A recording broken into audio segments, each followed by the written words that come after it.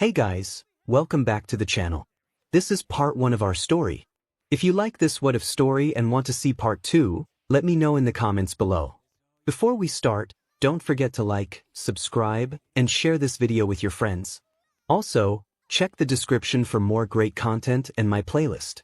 This story was posted by 𝐼𝐼𝐼𝐻 on Wattpad. Now let's start.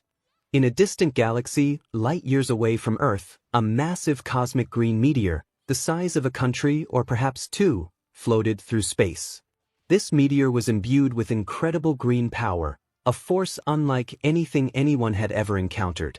It traveled from galaxy to galaxy, space to space, even beyond time and dimension, in search of a new home. This power was unknown to all, but those deemed worthy would achieve heights that even the gods could not match. The cosmic green meteor, composed of celestial energy, had a singular purpose: to assist and protect the chosen one. Meanwhile, on Earth, in an underground base, a shadowy group sensed this power in deep space. They were puzzled but determined to discover its origin and seize it for their own goals. In a small apartment in Mustafu, a young boy named 𝐒𝐮𝐬𝐲𝐬 lived alone, neglected by his family. The son of 𝐒𝐮𝐬𝐲𝐬 and 𝗧𝗓𝗟, he had been labeled quirkless since he was 4 years old, receiving the harsh truth from his doctor. His sister, 𝗟𝗟, possessed a powerful telekinesis quirk inherited from their mother. Nana resembled their father but had green-tipped hair.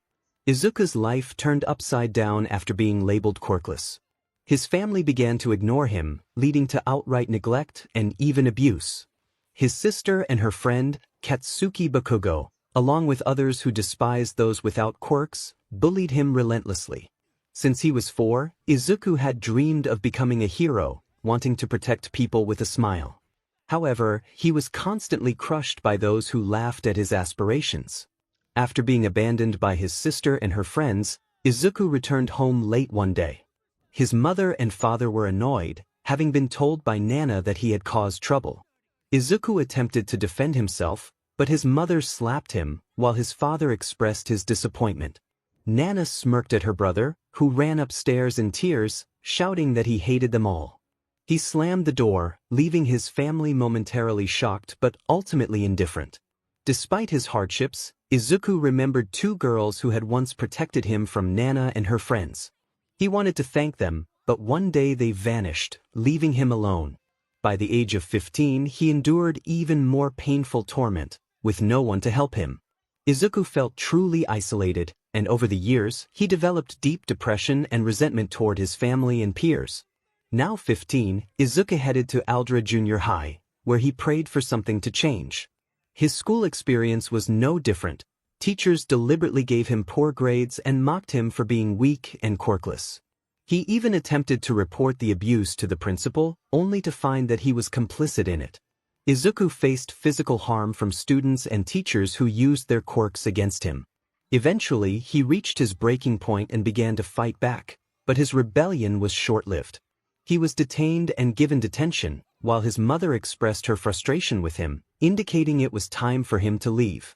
On the last day of school, many students were preparing to apply to the prestigious hero school, UA. The teacher announced that it was the final day for applications, and everyone excitedly discussed their plans. Izuku remained quiet but seethed with anger, unwilling to engage in the conversation. 𝐾𝐶𝐭𝐚𝐢𝐥𝐬 taunted him, comparing him unfavorably to Nana, who kissed 𝐾𝐶𝐭 and agreed with his arrogance. Izuku glared at his sister, who he viewed as a conceited bully. The teacher acknowledged the powerful quirks of 𝐾𝐶𝐭 and Nana, assuring them they would be accepted into UA. He glanced at Izuku, who was alone and seemingly indifferent, which only irritated the teacher further. The teacher then asked Izuku if he planned to apply to UA, drawing the attention of the entire class. Bakugo and Nana were furious at this. Bakugo approached Izuku's desk, using his quirk to intimidate him. He mocked Izuku for even considering applying to UA, while Nana added that their parents would be ashamed if they saw him there. The class, including the teacher, smirked, hoping to see Izuku break down. However, Izuku stood up, facing Bakugo and Nana, and with a swift motion he struck them both, sending them crashing against the wall. A chilling aura surrounded him as he glared at the startled teacher, who had made a grave mistake. 𝐒𝐮𝐦𝐬 declared that he had no interest in attending a school for fake heroes and expressed his disdain for both Bakugo and Nana, calling his sister a disgrace. He grabbed his backpack and stormed out before the bell rang. The classroom fell silent, processing the shocking turn of events. Bakugo seethed with rage, while Nana, hurt by her brother's words, fought back tears. After school, 𝐒𝐮𝐬 found himself at the park, pulling out a cigarette to calm his nerves. He had developed a smoking habit as a way to cope. Frustrated with his teachers and peers, he contemplated leaving his toxic family behind. Unbeknownst to him, a slime villain lurked nearby, ready to attack. The villain exclaimed with excitement, eager for a new body. 𝐒𝐮𝐬, caught off guard, struggled against the villain's grip, shouting for release. The villain grinned, claiming that 𝐒𝐮𝐬's body now belonged to him. Just then, a heroic figure arrived, declaring that help was on the way. A voice called out as the slime villain lost his grip on 𝐒𝐮𝐬, and the number one hero, 𝐼𝐼𝐬, appeared. 𝐒𝐮𝐬's eyes widened at the sight of his hero detaining the slime villain, securing him in a bottle. 𝐼𝐼𝐬 then turned his attention to 𝐒𝐮𝐬, noticing the smoke rising from him and frowning. He expressed concern for 𝐒𝐮𝐬's health, advising him against smoking. 𝐒𝐮𝐬 shot a glare at 𝐼𝐼𝐬 and began to walk away but paused to look back. He had a question for the hero. 𝐼𝐼𝐬 braced himself, hoping it wouldn't be the question he feared. 𝐒𝐮𝐬 asked if someone without a quirk could become a hero. 𝐼𝐼𝐬 frowned at the inquiry, firmly stating that it was impossible for anyone without a quirk to be a hero, suggesting that 𝐒𝐮𝐬 consider a safer career in law enforcement instead. As 𝐼𝐼𝐬 leaped into the air, he remained unaware that this would be his last mistake. Alone and in tears, 𝐒𝐮𝐬 felt crushed by 𝐼𝐼𝐬's harsh response. The weight of the hero's words echoed in his mind. He believed he could never be a hero without a quirk. Overwhelmed, he sank to his knees, crying uncontrollably until he sensed a presence approaching. Green Storm, 𝐒𝐮𝐬's mother, acknowledged his pain, affirming that 𝐼𝐼𝐬 had made a difficult choice. She expressed her frustration over 𝐒𝐮𝐬's behavior, recalling a call from Nana and young Bakugo about his actions at school. 𝐾𝐿 voiced her concern, stating that if 𝐒𝐮𝐬 continued to cause trouble, they would have no choice but to disown him. 𝐼𝐼𝐬 agreed but mentioned the need to find a successor for One for All, suggesting Nana would be a perfect choice since she was their daughter and named after his mentor. Meanwhile, after shedding his tears, 𝐒𝐮𝐬 was on his way home when a loud explosion caught his attention. He rushed to the scene, discovering that the slime villain had somehow escaped and that Bakugo was in danger. 𝐒𝐮𝐬 felt indifferent about Bakugo's fate but was frustrated to see other pro-heroes standing idly by. He shouted at 𝗟𝗶H𝗸, and 𝐾𝐮𝐲, demanding to know why they weren't taking action. The news cameras captured his outburst, and 𝗟𝗻 warned him to retreat, but 𝐒𝐮𝐬 had reached his limit. Charged in to save Bakugo, who yelled at him to leave, revealing his own quirkless status to the crowd. Ignoring the warning, 𝐒𝐮𝐬 pulled Bakugo free just as the slime villain was distracted. He tossed Bakugo toward his sister and quickly exited the scene. The other heroes, including 𝐼𝐼𝐬 and Green Storm, witnessed 𝐒𝐮𝐬's reckless bravery and seized the opportunity to detain the villain, realizing they needed to find 𝐒𝐮𝐬 for his impulsive actions. 𝗟𝗏H𝗸 expressed disbelief at 𝐒𝐮𝐬's recklessness, while 𝗟𝗏H𝗸 noted the media's attention on the incident. 𝐾𝐿, feeling angered, insisted they couldn't let the public learn about 𝐒𝐮𝐬's actions. 𝐼𝐼𝐬 lamented his son's choices, hoping he would be safe on his own. 𝐼𝐬 and 𝗟𝗏 approached Nana and Bakugo, seeking a private place to discuss something important. 𝐒𝐮𝐬 sensed trouble brewing and hesitated, overhearing their conversation. He was shocked to see 𝗟𝗚𝐬 and Green Storm together, realizing their true identities. Nana recognized them and expressed her surprise, while Bakugo confirmed their status as heroes. 𝗟𝗚𝐬 revealed that he had chosen Nana as the successor to One for All, which left 𝐒𝐮𝐬 feeling confused yet compelled to listen. Nana inquired about being chosen, and 𝗟𝗚𝐬 explained that she possessed the heart of a hero, making her the ideal candidate. 𝗟𝗏 supported this, believing Nana could surpass both her father and previous users of One for All. 𝐒𝐮𝐬, hidden behind the wall, felt a surge of anger. How could they choose his sister over him? He felt betrayed, realizing they planned to disown him. Determined, he declared that he no longer needed them or anyone else, vowing to forge his own path, one that would not lead to heroism. He growled as he rushed back home, feeling ready to leave. Nana was contemplating her situation, grinning at the thought of having two quirks while her brother remained quirkless, destined to be tormented and bullied for the rest of his life. She finally accepted her fate, and her boyfriend and parents were pleased. 𝐼𝐻𝐬 informed her that before she and Bakugo headed to the entrance exams in about 10 months, she would train with him. For now, they were to head home while he and her mother finished their hero work and looked for 𝐻𝗠𝐳, who might be coming home late as usual. After their conversation, Nana felt a surge of joy, eager to gain her father's quirk and anticipating the despair and shock on her brother's face. She smiled, envisioning herself as her parents' favorite, more powerful than ever. Meanwhile, 𝐻𝗠𝐳 was racing home, filled with anger and tears. He passed a man in a suit who noticed him and decided to follow the boy. Upon arriving home, 𝐻𝗠𝐳 headed to his room to pack quickly.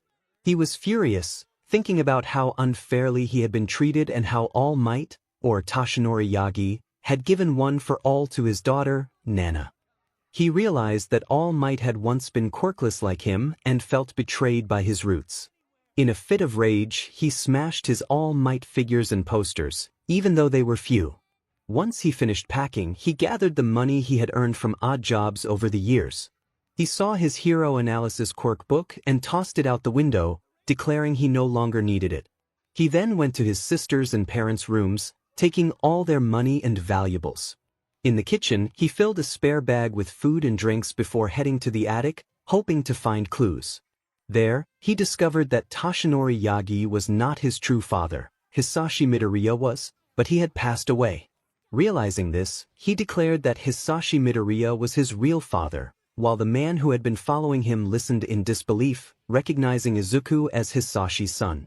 The man thought this was perfect. He couldn't believe 𝐼𝐻𝐬 had done this to her son.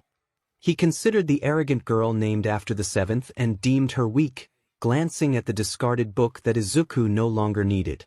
As it grew late, 𝐻𝗠𝐳 finished everything and wrote a long note to his parents, denouncing them as his family. He took one last look at his so-called home, stepped out the door with his belongings and dashed away. The man wanted to follow him but decided to return, a wicked smile spreading across his face as he contemplated the new information he had about 𝐼𝐻𝐬 and his family. He couldn't wait to crush the symbol of peace by going after his family. Meanwhile, 𝐻𝗠𝐳 needed to lay low and keep hidden, so he headed to a forest far from Mustafu and stumbled upon a cave.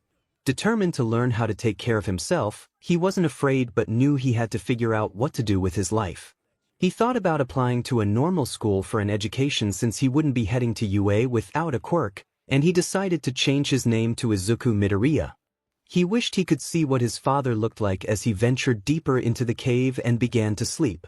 Back with his so-called family, 𝐒𝐮𝐻𝐬, 𝗧𝗓𝗠𝐷𝐻𝐬, and Nana were filled with rage and fear. They returned home to find all the food gone and their money missing. When they checked 𝐻𝗠𝐳's room, it was empty except for the smashed 𝐼𝐻𝐬 memorabilia. 𝐒∫ wondered where her son had gone. Nana shouted that she had found a note revealing that he had run away, stolen their money and food, and discovered the truth about One for All. She read the note aloud, which stated that 𝐻𝗠𝐳 knew all about them disowning him and that 𝐼𝐻𝐬 had given One for All to Nana. He declared he was done with the family and that he was no longer a Yagi, claiming to have found out who his real father was. The note ended with harsh words directed at 𝐒∫, expressing his anger and determination to run away where they wouldn't find him. 𝐻𝗠𝐳 had gathered all the evidence of the wrongdoings committed against him. He warned that if they attempted to find him, he would expose everything to the media, ensuring the world would know the truth. The three individuals were upset, angry, and frightened. While they were relieved that the troublemaker was gone, they were anxious about the potential revelation of One for All to the public. 𝐒∫ expressed her concerns, stating that the boy had stolen all their money and that they could not let him go. 𝐼𝐻𝐬 reassured them, saying they had no choice but to focus on other matters.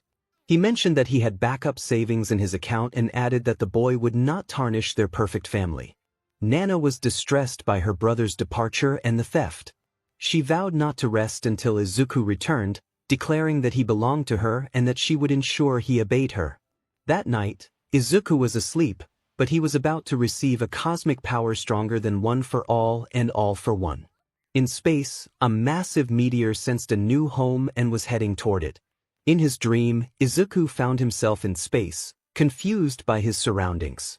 Suddenly, he noticed something enormous approaching. His eyes widened as he saw the massive green cosmic meteor behind him. Panicking, he attempted to run, but the meteor pursued him, its green aura trapping him. As the meteor drew closer, 𝐒𝐮𝐬 felt a blinding light engulf him. When he awoke, he found himself still in a cave, but his body was behaving strangely. He was glowing bright green and felt an incredible power coursing through him until it suddenly stopped, causing him to lose consciousness. Meanwhile, within 𝐒𝐮𝐬's mindscape, the cosmic green meteor was bestowing upon him new godlike powers and skills. The next day, 𝐒𝐮𝐬 awoke, feeling strange after the bizarre dream he had experienced. Groaning, he felt lightheaded, but his shock turned to awe as he noticed his hand glowing green. When he fully regained consciousness, he saw a green flame flickering 10 feet away from him. He exclaimed in disbelief as his eyes glowed green, unleashing green laser beams that struck the cave wall. Puzzled, he wondered if he had truly done that. Then, he felt a glow emanating from his chest beneath his shirt. He quickly got up and ran out of the cave, heading toward a nearby river where he spotted a glowing green symbol before it vanished. Confused about the events of the previous night, he recalled the massive cosmic meteor and its radiant aura. It must have granted him extraordinary powers. He questioned why this had happened to him and contemplated what to do with his newfound abilities. Perhaps he could become a hero, but he would have to contend with his arrogant sister and her boyfriend if he attempted to enter the entrance exams at UA. Deciding to keep his powers a secret, he resolved to forge his own path. He had already given up on his foolish dream of becoming a hero and applied to a normal school far from his old neighborhood. 𝐒𝐮𝐬 planned to start a new life, one that did not involve heroism, but he would train and improve his godlike green powers in secret. The school he applied to, Shiki Academy in the Shibuya district, wouldn't open for 10 months, and he needed to find an affordable apartment. He found a place, albeit in a dangerous area, but he felt it was his only option. He had trained his body to survive on his own, and with his powers, he could protect himself. He dismissed the idea of being a hero, noting that there weren't many heroes in that district, and the rent was cheap. After gathering his belongings and leaving the cave, which still held some of his green powers, 𝐒𝐮𝐬 was ready to live away from his neglectful family and the heroes he had grown disillusioned with. As he stepped outside, he gazed at the bright sky, his eyes glowing green as he sensed something beyond in space. He noticed a peculiar green planet and heard many voices proclaiming that their 𝐼𝐻𝐼𝐷 had been chosen. He brushed off the sensation and continued on his way. An hour later, a cloaked figure arrived at the cave, sensing the strange celestial power emanating from it. The figure entered and discovered the remnants of 𝐒𝐮𝐬's powers, which had vanished. The radiant energy shocked the figure, who realized they needed to report this to their emissary and find the one who wielded such incredible power for the glory of their organization. Meanwhile, 𝐒𝐮𝐬 visited the empty room that once belonged to her son. Since 𝐒𝐮𝐬 had left and would no longer cause trouble for her and her daughter, she decided to convert it into a workout room for Nana's training. Although she felt a twinge of sadness about where she had gone wrong in raising her son, she pushed those thoughts aside. However, she could not forget what 𝐒𝐮𝐬 knew about his father. Hisashi Midoriya, her late husband, had been the former #1 hero before his tragic death, known as the Dragon King of Hell. His quirk had been dangerous, but he had always valued protecting others.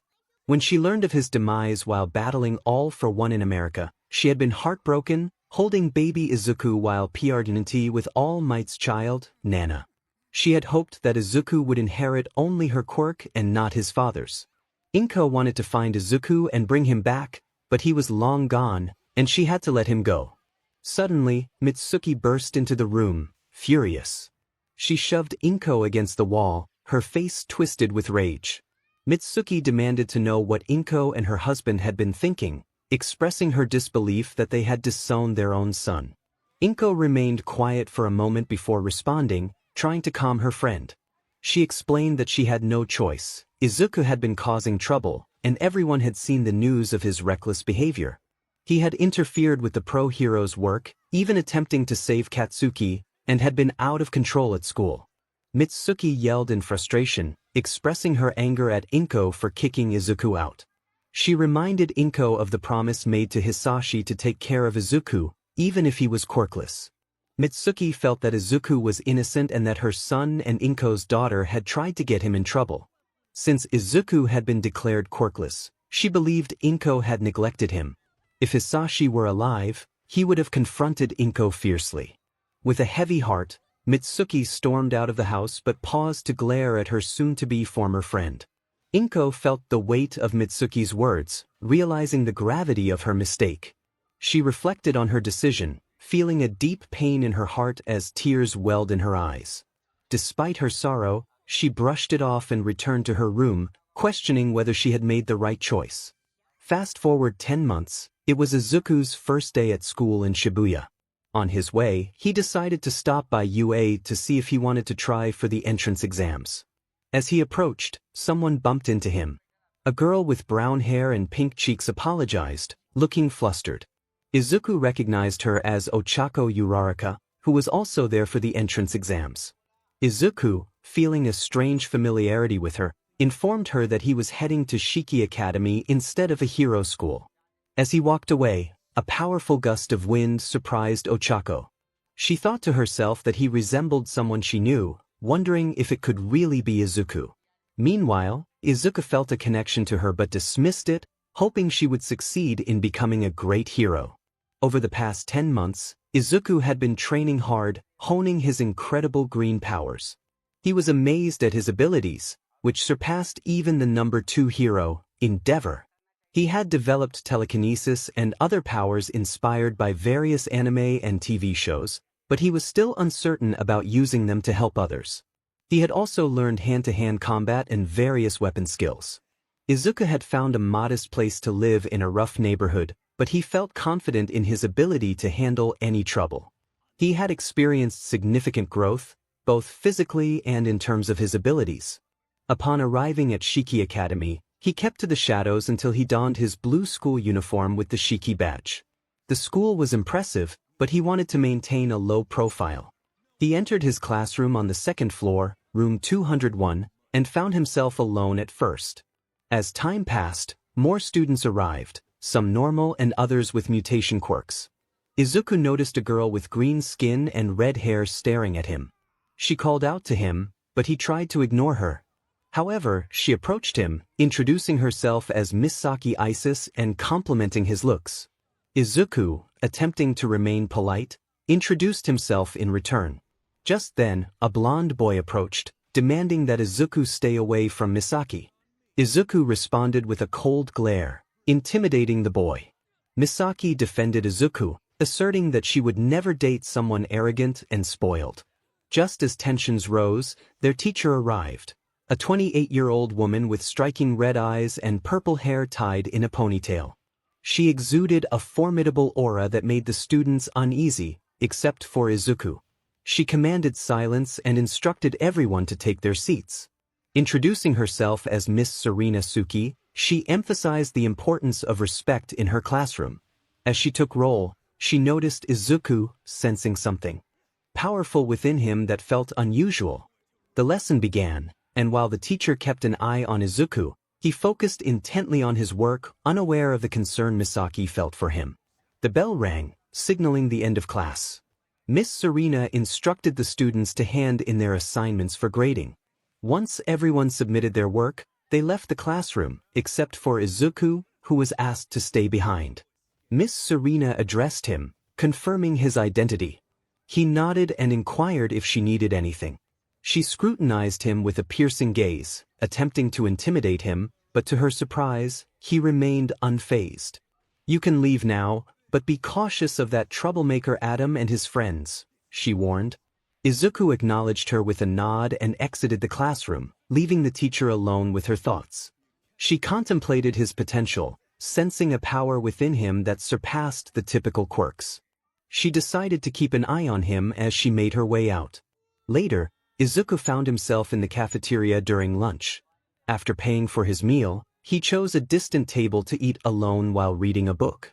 The day had been relatively good, aside from the bullying he noticed from across the room. Adam and his two companions glared at him with disdain. Ignoring their taunts, Izuku focused on his book, determined not to get into trouble on his first day and remembering Miss Serena's advice to steer clear of Adam. Meanwhile, Misaki sat with her friends, occasionally glancing at Izuku. Her friend Hikira, a rebellious girl with midnight blue hair and moon earrings, noticed her distraction. She teased Misaki about the new student who had stood up to Adam. Amy, another friend with pink hair and red glasses, chimed in, expressing admiration for Izuku's bravery. Misaki expressed her longing to speak with him but felt unsure of what to say. Just then, they noticed Adam and his lackeys approaching Izuku's table. Concerned, Amy remarked on Adam's tendency to cause trouble, while Hikira insisted they should intervene before things escalated. Misaki, however, urged them to wait and see if Izuku could handle the situation on his own. As Adam confronted Izuku, he asked if he needed assistance. Adam grabbed Izuku's tray and hurled it against the wall, glaring at him. Izuku stood up, angered by the disrespect. He shouted about his ruined meal, asserting that he had paid for it. Adam dismissed him, outlining the rules of the school and asserting his demps as the elite student due to his wealthy background. He declared that no one was allowed to speak to Misaki without his permission and threatened Izuku, warning him to leave or face consequences. The cafeteria buzzed with tension as Misaki seethed at Adam's claim over her. Izuku, undeterred, confronted Adam about his assertion of ownership over Misaki, his eyes glowing with determination. Adam's friends appeared nervous, but he ordered them to attack Izuku. With swift movements, Izuku dodged their advances and retaliated, sending one of them crashing into the wall with a loud thud, causing everyone to gasp in shock. Misaki watched in awe at Izuku's strength. Izuku then issued a stark ultimatum to Adam: leave or face dire consequences. Fueled by anger, Adam charged at him, but Misaki stepped in between them, causing confusion for Izuku. She declared her independence from Adam, stating that he was nothing but a spoiled child who relied on his parents for everything. Adam, furious, approached Misaki and struck her across the face, causing her to stumble and fall. Izuku, witnessing the injustice, reacted instinctively and punched Adam, sending him flying across the cafeteria. Adam, enraged and hurt, struggled to regain his composure, realizing that this nobody had just stood up to him. Suddenly, a commanding voice echoed through the cafeteria. The principal and Miss Serena entered, demanding to see both Izuku and Adam in her office immediately. She instructed Misaki to visit the nurse for treatment and to join them afterward. The principal then warned the other students that lunch was over, and they needed to return to class or face detention. The students hurriedly exited, eager to avoid further confrontation with the stern teacher. Misaki realized she was in serious trouble when she saw Izuku and Adam heading to the principal's office. Inside, both boys sat down while Principal 𝗟𝐼h𝐻𝐿 regarded them sternly. He expressed his disapproval of fighting in his school, addressing Adam first. Adam had caused trouble by attacking another student, which was completely unacceptable. He then turned to Izuku, acknowledging that while he had defended himself and hadn't initiated the fight, he had still injured two students and damaged school property. Izuku bowed and apologized, promising to cover the damages, which made the principal smile. However, Principal 𝗟𝐼h𝐻𝐿 informed him that Adam's family was already aware of the situation and would take responsibility for it. Hearing his parents' names made Adam go pale. He realized he was in serious trouble. He protested, claiming he was an elite student and questioned the fairness of the situation. He reminded the principal of his uncle's donations to the school, suggesting that they would not be pleased with how he was being treated. Izuku glared at Adam, noticing the principal's expression shift to one of concern. Principal 𝗟𝐼h𝐻𝐿, feeling the pressure, assured them that there was no need for further escalation. Just then Miss Serena entered the room, casting a fierce glare at Adam. She firmly stated that she had spoken with Adam's parents, who were aware of his uncle's questionable actions, and warned Principal 𝗟𝐼𝐻𝐬 that if he tried to unjustly penalize 𝐒𝐮𝐬𝐃, she would report him to the school board. Adam's face turned ghostly pale, and he seethed with rage, realizing he was being cornered. 𝐒𝐮𝐬𝐃 felt a sense of gratitude towards 𝐵𝐼𝐻𝐬, who was now looking at him with a more neutral expression before turning her scowl back to Adam. Principal 𝗟𝐼𝐻𝐬, desperate to keep his job, tried to downplay the situation, but 𝐵𝐼𝐻𝐬 insisted that Adam's behavior, especially his disrespect toward a female student, could not go unpunished. She declared that Adam would be suspended for 1 month and would face 3 weeks of detention upon his return. Adam shouted in outrage at this decision, while 𝐒𝐮𝐬𝐃 felt a slight twinge of sympathy for him. 𝐵𝐼𝐻𝐬, however, was pleased with the outcome, as she had little regard for Adam's arrogance. Principal 𝗟𝐼𝐻𝐬 informed Adam that his parents were on their way to pick him up and were not happy about the situation. Furious, Adam stormed out, casting a spiteful glare at 𝐒𝐮𝐬𝐃 and 𝐵𝐼𝐻𝐬, vowing revenge. 𝐒𝐮𝐬𝐃 then asked the principal about his own punishment, to which Principal 𝗟𝐼𝐻𝐬 replied that he was free to go. 𝐒𝐮𝐬𝐃 left the office, bowing respectfully to both the principal and 𝐵𝐼𝐻𝐬. As he exited, 𝐵𝐼𝐻𝐬 reminded Principal 𝗟𝐻𝐬 not to forget who had helped him secure his position, leaving him visibly shaken. On his way back to class, 𝐒𝐮𝐬𝐃 encountered Misaki and her friends. Misaki asked if he was in trouble, feeling guilty for the incident and wanting to repay him for defending her. 𝐒𝐮𝐬𝐃 reassured her that he was fine and explained that Adam had received a significant punishment. The girls expressed their joy at not having to deal with Adam anymore. As 𝐒𝐮𝐬𝐃 prepared to leave, Misaki called out to him, thanking him for his defense. She and her friends bowed in gratitude. 𝐒𝐮𝐬𝐃 remained quiet but left, while Misaki felt a flutter of affection for him. She confided in her friends that she thought she might be in love, which surprised them, but they couldn't deny that 𝐒𝐮𝐃 was a great person. 𝐵𝐼𝐻𝐬 overheard their conversation and smirked, though she sensed that 𝐒𝐮𝐃 had faced hardships in his life. She recalled seeing him in the cafeteria, where he had shown unexpected strength. She wondered if he possessed a quirk, but dismissed the idea, thinking it might be something different. Meanwhile, Adam stood outside the school as a large limousine pulled up, revealing his furious parents. His mother confronted him angrily, slapping him hard, while his father expressed his disappointment. They ordered him to get into the car immediately. Seething with anger, Adam complied, plotting to hire thugs to take care of 𝐒𝐮𝐃 and 𝐵𝐼𝐻𝐬 later that night. As the school day ended, 𝐒𝐮𝐃 was about to head home when 𝐵𝐼𝐻𝐬 called for him. Misaki lingered behind, curious about their conversation. 𝐒𝐮𝐃 asked if she needed something, noticing that her demeanor was serious. 𝐵𝐼𝐻𝐬 questioned him about the cafeteria incident, noting how no one had ever hit Adam that hard before. She asked if he had a quirk. 𝐒𝐮𝐃 hesitated, feeling the weight of her gaze. He didn't want to reveal his true abilities but knew he couldn't lie. He looked her in the eyes and stated that he was quirkless, explaining that his strength came from years of training. Misaki listened intently, shocked to learn that 𝐒𝐮𝐃 had no quirk. She noticed the scars on his arms, realizing he had endured a difficult life. 𝐵𝐼𝐻𝐬 could see that he was being truthful, recognizing the pain and struggles reflected in his eyes, much like other quirkless individuals she had encountered. She could sense 𝐒𝐮𝐃's pain but decided to let him go. 𝐒𝐮𝐬 informed him that he was dismissed but advised him to be careful on his way home. He bowed in gratitude and left, while Misaki remained hidden behind a wall until 𝐒𝐮𝐃 was out of sight. She thought to herself that Midoriya was concealing a painful past when she sensed a dark aura behind her, causing her to shudder in fear. 𝐵𝐼𝐻𝐬 glared at Misaki, her sharp eyes piercing through her. It was rude to eavesdrop on conversations, and Misaki stuttered an explanation, but 𝐒𝐮𝐬's intense gaze made her flee. 𝐒𝐮𝐬 sighed, noting that Misaki was just like her mother. Suddenly, her phone rang, prompting her to step outside to answer it. Meanwhile, 𝐒𝐮𝐃 contemplated heading home but wanted to buy some items for his new apartment since it was still daylight. Unbeknownst to him, a group of thugs hired by Adam was watching him. This was no ordinary group. They were villains with unique abilities. One of the villains grinned, noting that this was the boy they were supposed to eliminate. Another villain lamented that such a cute boy had to die, but they needed the money and couldn't let this opportunity slip away. The leader of the group ordered them to wait until nightfall while the other teams searched for a teacher with purple hair and red eyes.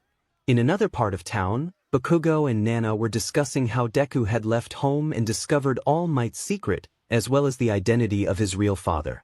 Bakugo growled in frustration, while Nana nodded angrily.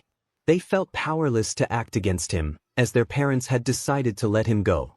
Nana vowed that she wouldn't rest until she found him and brought him back to serve her.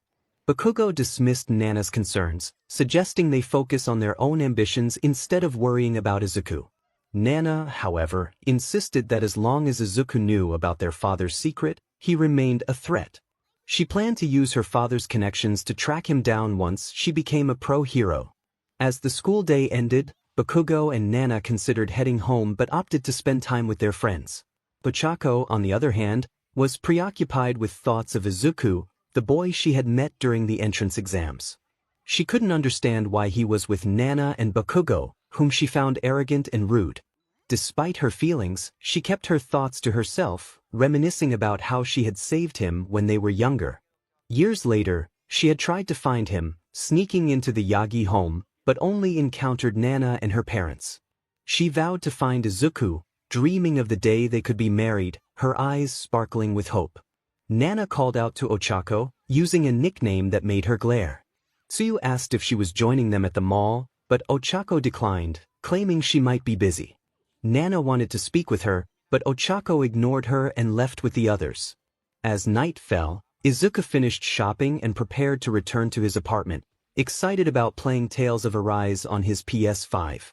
However, he sensed he was being followed and noticed shadows lurking behind him. Realizing someone wanted him dead, he decided to lead his pursuers to an abandoned warehouse instead of his home. Izuku changed direction, drawing the thugs toward the warehouse. Once inside, he saw them arrive, and one of them used their quirk to block the entrance by creating a wall. He confronted them, mocking their intentions and demanding to know who had sent them. The villains revealed that 𝐼𝐴𝐷 had hired them to eliminate him and a teacher named Suki. Izuku frowned at the mention of 𝐼𝐴𝐷's name, realizing the scoundrel was behind this. He attempted to persuade the villains to call off the hit, claiming to be an innocent boy without a quirk. One villain dismissed him, stating they needed the money 𝐼𝐴𝐷 was offering. Another villain suggested that if he wanted to live, he could become her personal servant, but Izuku firmly rejected the idea and prepared to fight. Meanwhile, Misaki was at home, grounded for trying to start a fire, and thought about Izuku, wishing to see him again. Back at the warehouse, Izuku gained the upper hand, unleashing green flames and lightning to take down the villains. As one villain shouted in disbelief, another accused him of lying about being quirkless. Izuku explained that his powers were not a quirk but something extraordinary. He used green sleeping gas to incapacitate the thugs, then searched their pockets for anything useful. Once he had collected what he needed, he opened a green portal to absorb the flames and lightning, ensuring the area was safe before leaving. He realized he needed to warn Ms. Serena and set off to find her, carrying the items he had purchased. As he searched for her, he spotted her walking home. Izuku called out to Serena, catching her attention as one of her students approached. Concerned, she asked what was wrong. Izuku explained that they were in danger, revealing that some thugs hired by 𝐼𝐴𝐷 were after both of them. He had led the thugs to a warehouse, where he had fought them off and managed to knock them out. Serena listened intently but needed reassurance. She questioned whether Izuku was certain the thugs were after them and requested proof. Izuku responded that he had recorded everything on a tape. He felt that 𝐼𝐴𝐷 had been watching them closely, indicating his intentions. Serena recognized 𝐼𝐴𝐷's name, recalling that he had hired them to eliminate her and Izuku. She expressed her frustration, realizing she should have anticipated this. She then asked if Izuku had contacted the heroes or the police. He admitted he hadn't, explaining that no one wanted to come to such a dangerous place and that the Ramani family had connections that could influence the authorities. Despite this, Izuku declared that he would show no mercy to anyone who tried to harm him. Serena insisted that she would handle the situation while Izuku returned home, assuring him she knew where the warehouse was and that the thugs were still there. Izuku hesitated, worried for her safety, but 𝐼𝐮𝐬 urged him to leave. He nodded and departed, while she smirked, knowing that the villains pursuing her had met their end. In the shadows, the thugs had been dealt with, their powers erased. 𝐼𝐮𝐬 was determined to ensure 𝐼𝐴𝐷 paid for his actions. She commanded 2 cloaked figures to inform their leader of what had transpired and to make sure 𝐴𝐷 faced consequences for targeting her and Izuku. Meanwhile, in the warehouse, the remaining villains were frustrated that their mission had failed. The leader attempted to contact the other team but received no response. Tension filled the air as one villain suddenly vanished, leaving behind confusion and fear. The atmosphere grew darker, and one by one, the villains disappeared, dragged into the shadows. The leader was the last left, panic rising as he tried to escape. He was confronted by glowing red eyes and a voice that proclaimed him as food. The leader was consumed in the darkness, his cries for help echoing in vain. With the warehouse now empty, 𝐼𝐮𝐬 arrived, instructing her cloaked companions to dispose of the evidence and burn the place down. Meanwhile, 𝐴𝐷 grew anxious, realizing he had not heard back from the villains. He cursed his decision to trust them, feeling betrayed. Shadows began to gather in his room, and as he noticed a star mark on the door, fear gripped him. He was pulled into the darkness, leaving his room empty. Outside, his parents exchanged sinister smiles, pleased that their son had proven useless. Downstairs, a blonde-haired girl played the piano, sensing her brother's demise. She sneered, relishing the thought of being rid of him. Later that night, Izuku lay in bed, troubled by thoughts of his teacher. Despite having only met her once, he felt a strong concern for her safety. As he drifted into sleep, he found himself in a dreamscape, floating in space until he was drawn to a green planet. Confused, he encountered a massive humanoid version of himself, all in green, who lifted him up. A tall woman with green hair appeared, introducing herself as Hazel T. She explained that he was in his mindscape and that they had chosen him as their new. In a surprising moment, she kissed him, leaving Izuku blushing and bewildered. Hazel informed him that a group was after him for his power and that the fate of the world was at stake. She revealed that his father, Hisashi Midoriya, was the Dragon King of Hell and had important information to share. As the dream faded, Izuku awoke with a start, questions racing through his mind about the dream and the mysterious woman. He wondered about his father's identity and the implications of being the Dragon King of Hell's son. Izuku contemplated his situation, feeling uncertain about where to seek answers. He doubted that the girls would be of any help, so he decided to return to sleep. The following day at Shiki Academy, Izuku sat in his classroom, focusing on his studies while reflecting on recent events. He noticed Misaki blushing as she glanced at him, while the rest of the class struggled with challenging algebra problems, as Miss 𝐼𝐮𝐬 was known for her rigorous lessons. Unlike his classmates, Izuku found the material manageable. The bell rang, signaling the end of class, and the students expressed their relief. Miss 𝐼𝐮𝐬 instructed everyone to hand in their tests for grading. Before they left, she made an announcement about Adam Ramani, stating he would not be returning to Shiki Academy. The class reacted with joy, relieved that the troublesome student would not be back. Miss 𝐼𝐮𝐬 continued, sharing that Adam was in state prison for hiring villains to target Izuku and herself. The class gasped in shock, turning to look at Izuku, who remained silent. Misaki, concerned, asked if it was true that Adam had indeed hired villains against them. Akira and Amy shared her worry, fearing for their friend. Izuku confirmed the situation, explaining that he had defended himself and recorded everything for Ms. 𝐼𝐮𝐬. He mentioned that on his way to school, he noticed the warehouse where the villains had attempted to attack him was burned down. He inquired if something had happened. Ms. 𝐼𝐮𝐬, distracted by her cookbook, reassured the class that they need not worry. She explained that Adam had used his fire quirk to destroy the evidence, but his plan had failed, resulting in his parents disowning him. With a wicked grin, she then commanded the students to leave, her sharp gaze making them hurry out of the classroom. Alone, she locked the door and retrieved a picture of herself with 2 young children, vowing to never forgive those who had taken them from her, tears streaming down her face. Meanwhile, Izuku was at his locker, gathering his books when he noticed someone watching him from behind a wall. He closed his locker and approached, but the figure quickly dashed away toward the library. Curious about the identity of the blue-haired boy who seemed to be his age, Izuku wondered if he knew him. Misaki approached him with a smile, asking if he would join her and the girls for lunch. She expressed her gratitude for his role in improving the school atmosphere after Adam's departure. However, Izuku's attention was drawn back to the library, where he spotted the boy watching him. Misaki noticed his distraction and asked if he was okay. He replied that he was fine but questioned why the boy was staring at him. Misaki explained that the boy, Toshiro Akurami, was a loner who had been bullied, particularly by Adam. She suggested that Izuku might be able to help Toshiro since he seemed interested in him. Izuku hesitated, unsure about making new friends, as he feared it would mirror his past experiences at his old school. He left the hallway, heading toward the lunchroom, with Misaki following him, hoping he could assist Toshiro with his shyness. In the library, Toshiro watched Izuku stand up to Adam, wishing he could speak to him and seek help with his own issues. He admired Izuku's bravery and felt a sense of joy at Adam's absence, believing that karma had finally caught up with him. Meanwhile, at 𝐼, Nana was on a team with Ochako Uraraka, trying to maintain her distance from the 9th user of One for All. They were engaged in a trial battle against Bakugo and Lita.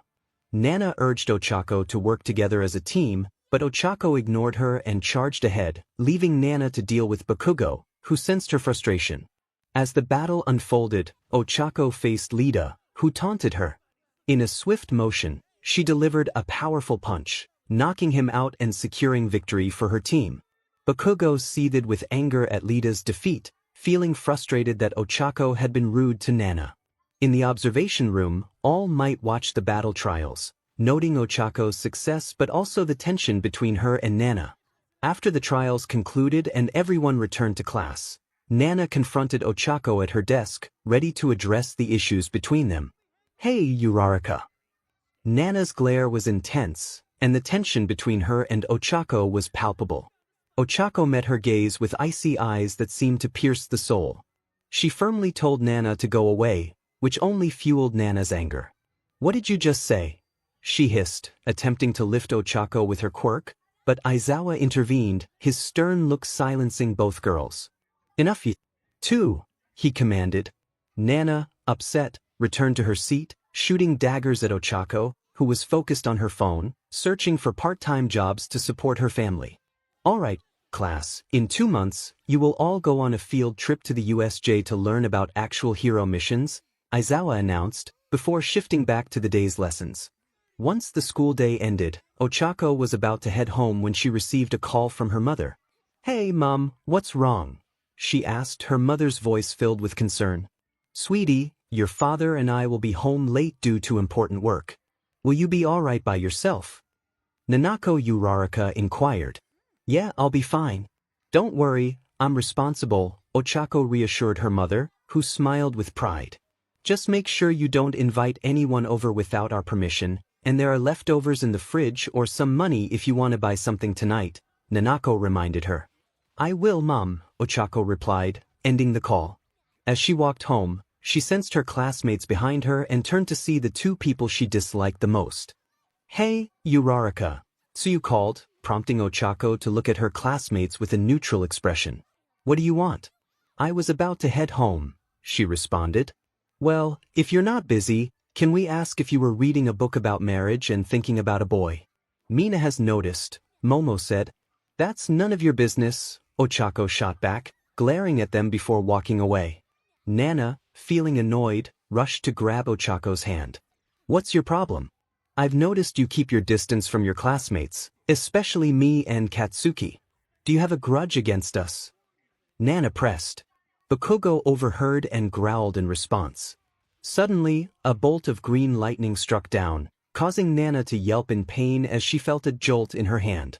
Ochako, confused but unfazed, continued on her way. Nana shouted in agony, her hands stinging from the shock. Did Ochako just use green lightning on Nana? Ida questioned, using his hand to gesture. "I don't think it was her. The lightning came from the sky. It could have been divine retribution." Denki replied, earning incredulous looks from his classmates. "It hurts." Nana whined. while Bakugo felt a strange sense of foreboding about the lightning. "Whoever did this will pay," he vowed, taking Nana to Recovery Girl while the others headed home. Meanwhile, at the Yagi household, Inko felt a sharp pain in her chest and collapsed to the floor. Struggling to breathe, she coughed, realizing something was terribly wrong. "What's happening to me?" she gasped, reaching for her phone to call for help. As the ambulance answered her call, she cried out in distress, "Please help. My chest hurts." The operator urged her to hang on, but Inko was in agony until the door burst open, and her husband, Toshinori Yagi, rushed in.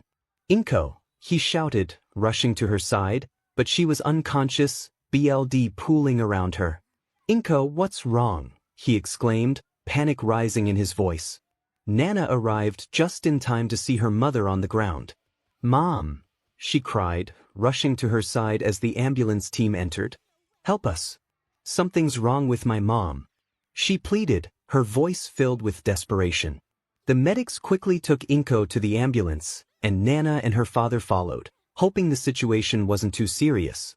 At Shiki Academy, the school day had ended, and students were heading home.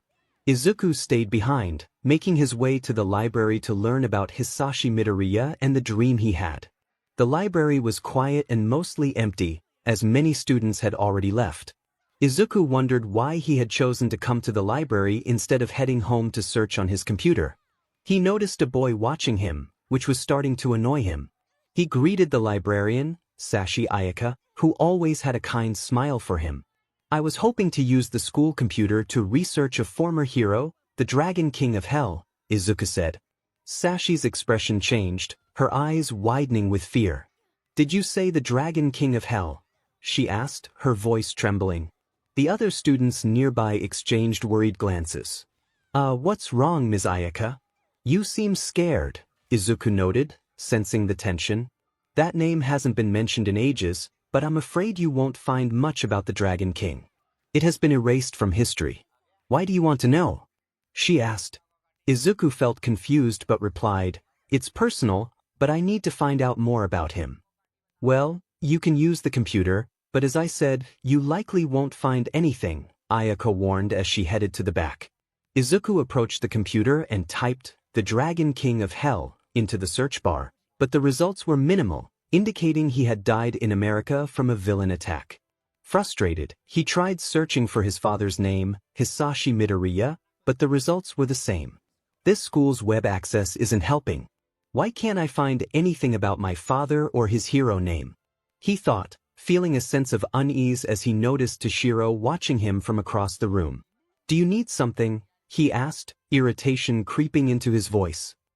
Yes, Midoriya, right?" Toshiro replied, his curiosity piqued. Izuku glanced at the clock, realizing it was almost time to leave. He turned off the computer and grabbed his bag. As he headed toward the library's front door, Toshiro shouted, catching up to him. Izuku noticed him approaching and wondered what was on his mind. Toshiro looked at Izuku, seeking confirmation about the rumors he had heard. He asked if it was true that Adam had been expelled from school and sent to prison. Izuku acknowledged that the news had spread and confirmed the situation, but he attempted to walk away. Toshiro blocked his path, his expression intense. He pleaded with Izuku to share how he had confronted Adam without getting hurt. Izuku, slightly confused, recalled that Misaki was listening nearby, curious about his response. He explained that he had simply stood up to Adam, drawing from his past experiences at his old school where he had faced bullies due to being quirkless. He encouraged Toshiro to stand up for himself as well before leaving. Toshiro took those words to heart, vowing to be more assertive. Misaki smiled, pleased to see Izuku helping Toshiro gain confidence. She reflected on her own thoughts about Izuku's online search regarding the Dragon King of Hell, a name her mother had mentioned but one she had never fully explored. As Izuku walked home, he felt a sense of defeat about not finding any clues about his father. He had read that his father had been killed by a villain, but the identity of the villain remained unknown. He wished he could know what his father looked like. Meanwhile, Ochako had arrived in the district for a small job, which she completed without difficulty. As she prepared to head back, she spotted someone familiar walking ahead. "Izuku," the boy she had met during the entrance exams. Excited, she followed him. Unbeknownst to her, Misaki was also watching Izuku and decided to follow him home. As Izuku sensed he was being followed, he took a detour into a dark alley to evade them. He ran, while Ochako and Misaki, who had not yet seen each other, continued their pursuit. When they reached the alley, they found that Izuku had vanished. Ochako glared at Misaki, demanding to know who she was. Misaki retorted that it was none of her business and explained she was looking for someone who had disappeared.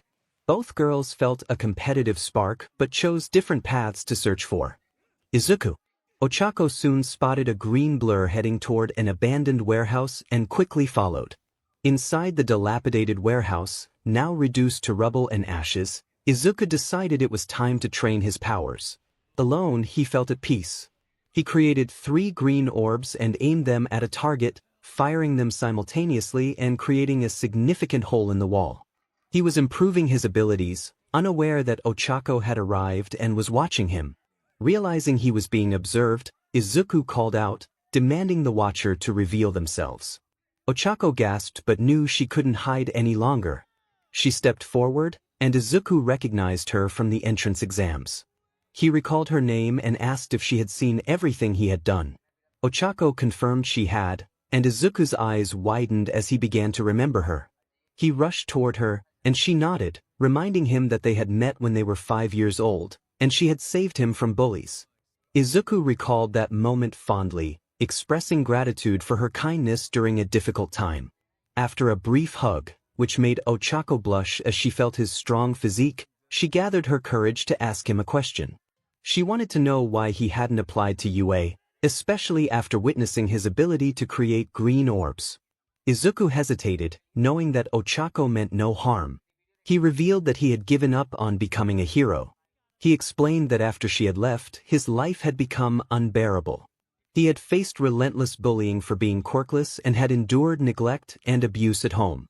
It had taken a toll on him, leading him to fight back against his tormentors. As he shared his struggles, Ochako gasped, feeling a deep sense of empathy for her childhood friend. Izuku continued, revealing that he had started smoking to escape the pain, but the loneliness persisted. He spoke of his former family disowning him and the painful truth he had uncovered about his real father, Hisashi Midoriya, who had died in a villain attack. Ochako learned that her former mother had betrayed her father, and she discovered that Toshinori Yagi, known as All Might, had not intended to pass his powers to her. Instead, he favored his daughter, Nana, alongside Inko Yagi, also known as Green Storm. This revelation filled Ochako with rage. She felt a deep longing to confront those who had caused Izuku so much pain. As she rushed to embrace Izuku, tears streamed down her face. She expressed her sorrow for his suffering and wanted to understand what had happened.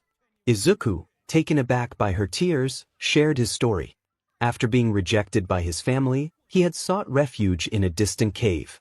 While resting, he experienced a surreal moment where a massive cosmic green meteor approached him, merging with him and bestowing incredible powers. He was unsure why it had chosen him but felt a strong connection to these newfound abilities. Ochako was awestruck by the immense power radiating from Izuku as he conjured green flames that burned hotter than those of the number 2 hero, 𝗟𝗏.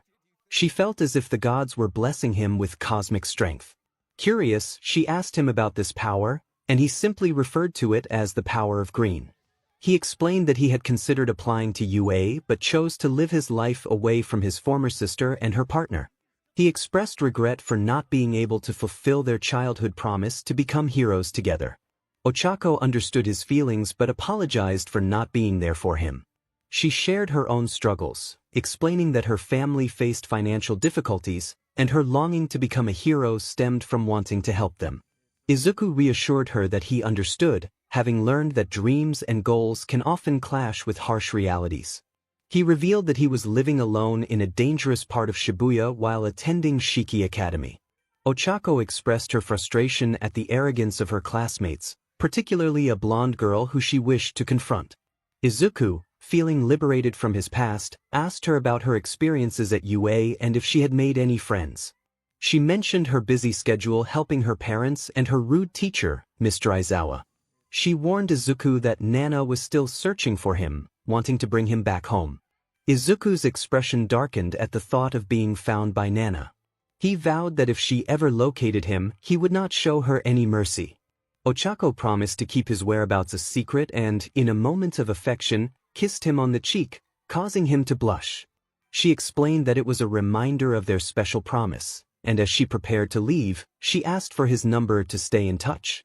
Before departing, she reminded herself to keep an eye out for anyone who might try to take 𝐒𝐮𝐻 away from her. 𝐒𝐮𝐻 provided his number, and they exchanged contact information. Concerned for her safety, he asked if she would be all right returning home alone, given the neighborhood's dangers. She assured him she would be fine and left the warehouse as he decided to head home for the night. Upon returning, 𝐒𝐮𝐻 discovered thugs attempting to break into his home. He confronted them, and as they saw his glowing eyes, fear washed over them. He opened a green portal, sending them into a dark abyss, where their screams echoed as he closed the portal behind him. Meanwhile, 𝐿𝐻𝐿 arrived home to her apartment, where her parents were waiting for her. They inquired about her whereabouts, and she explained that she had been busy with a job and had lost track of time. She proudly handed them the money she had earned. Her father teased her about being a space princess, which she dismissed, heading upstairs to her room, where her parents felt proud of her accomplishments. In her room, 𝐿𝐻𝐿 reflected on 𝐒𝐮𝐻 and vowed to protect him, her love for him shining brightly in her heart. At the hospital, Nana and 𝗏𝗏𝐼𝐻 anxiously awaited news about 𝐒𝐮𝐻's condition. Their hearts sank when the doctor delivered troubling news. 𝐒𝐮𝐻 had a terminal illness affecting her heart and organs, compounded by a strange curse that was slowly killing her. Nana's eyes widened in shock, while 𝗏𝗏𝐼𝐻 struggled to comprehend the gravity of the situation. 𝗏𝗏𝐼𝐻 expressed his frustration, struggling to accept that his wife was ill and facing a dire prognosis. The doctor had delivered the heartbreaking news after multiple tests, revealing that 𝐮𝐻 might have only 1 or 2 months left to live. The gravity of the situation left both 𝗏𝗏𝐼𝐻 and Nana in shock. The doctor reassured them that 𝐮𝐻 was stable for now and would remain in the hospital until a cure could be found, promising that they would do everything possible to save a pro-hero. Nana pleaded with the doctor, reminding him of all the times her mother had helped the city. The doctor acknowledged 𝐮𝐻's kindness and urged them to hurry, as she was waiting to see them. When 𝗏𝗏𝐼𝐻 and Nana entered 𝐮𝐻's room, they found her awake but looking frail and weak. Nana asked if there was anything her mother needed, unable to bear the sight of her in such a condition. 𝐮𝐻 tried to comfort her daughter, expressing hope that the doctor would find a cure, but she couldn't hide her tears upon hearing the prognosis. 𝗏𝗏𝐼𝐻 vowed to do everything in his power to find a cure for 𝐮𝐻, promising not to rest until he succeeded. 𝐮𝐻 felt a sense of relief hearing her husband's determination but also expressed her longing to see her family one last time if the doctors couldn't find a solution. Nana, filled with emotion, declared that she wouldn't let her mother go easily and was determined to become the #1 hero, hoping to make her family proud. She mentioned her 2 quirks and her wish to bring back someone dear to them. 𝗏𝗏𝐼𝐻 cautioned Nana about her hopes regarding 𝐒𝐮𝐻, suggesting it was best to leave him alone for now. He encouraged her to focus on her dreams, reminding her that she was the pride of the family. 𝐮𝐻 kissed Nana's forehead, expressing her belief in her daughter's future. Nana promised to honor the Yagi name and revealed her hero name, Yellow Storm, which 𝐮𝐻 approved of wholeheartedly. As they prepared to leave, 𝐮𝐻 reflected on her estranged son, wishing for his return. She silently pleaded for 𝐒𝐮𝐻 to come back to the family, regretting her past decisions.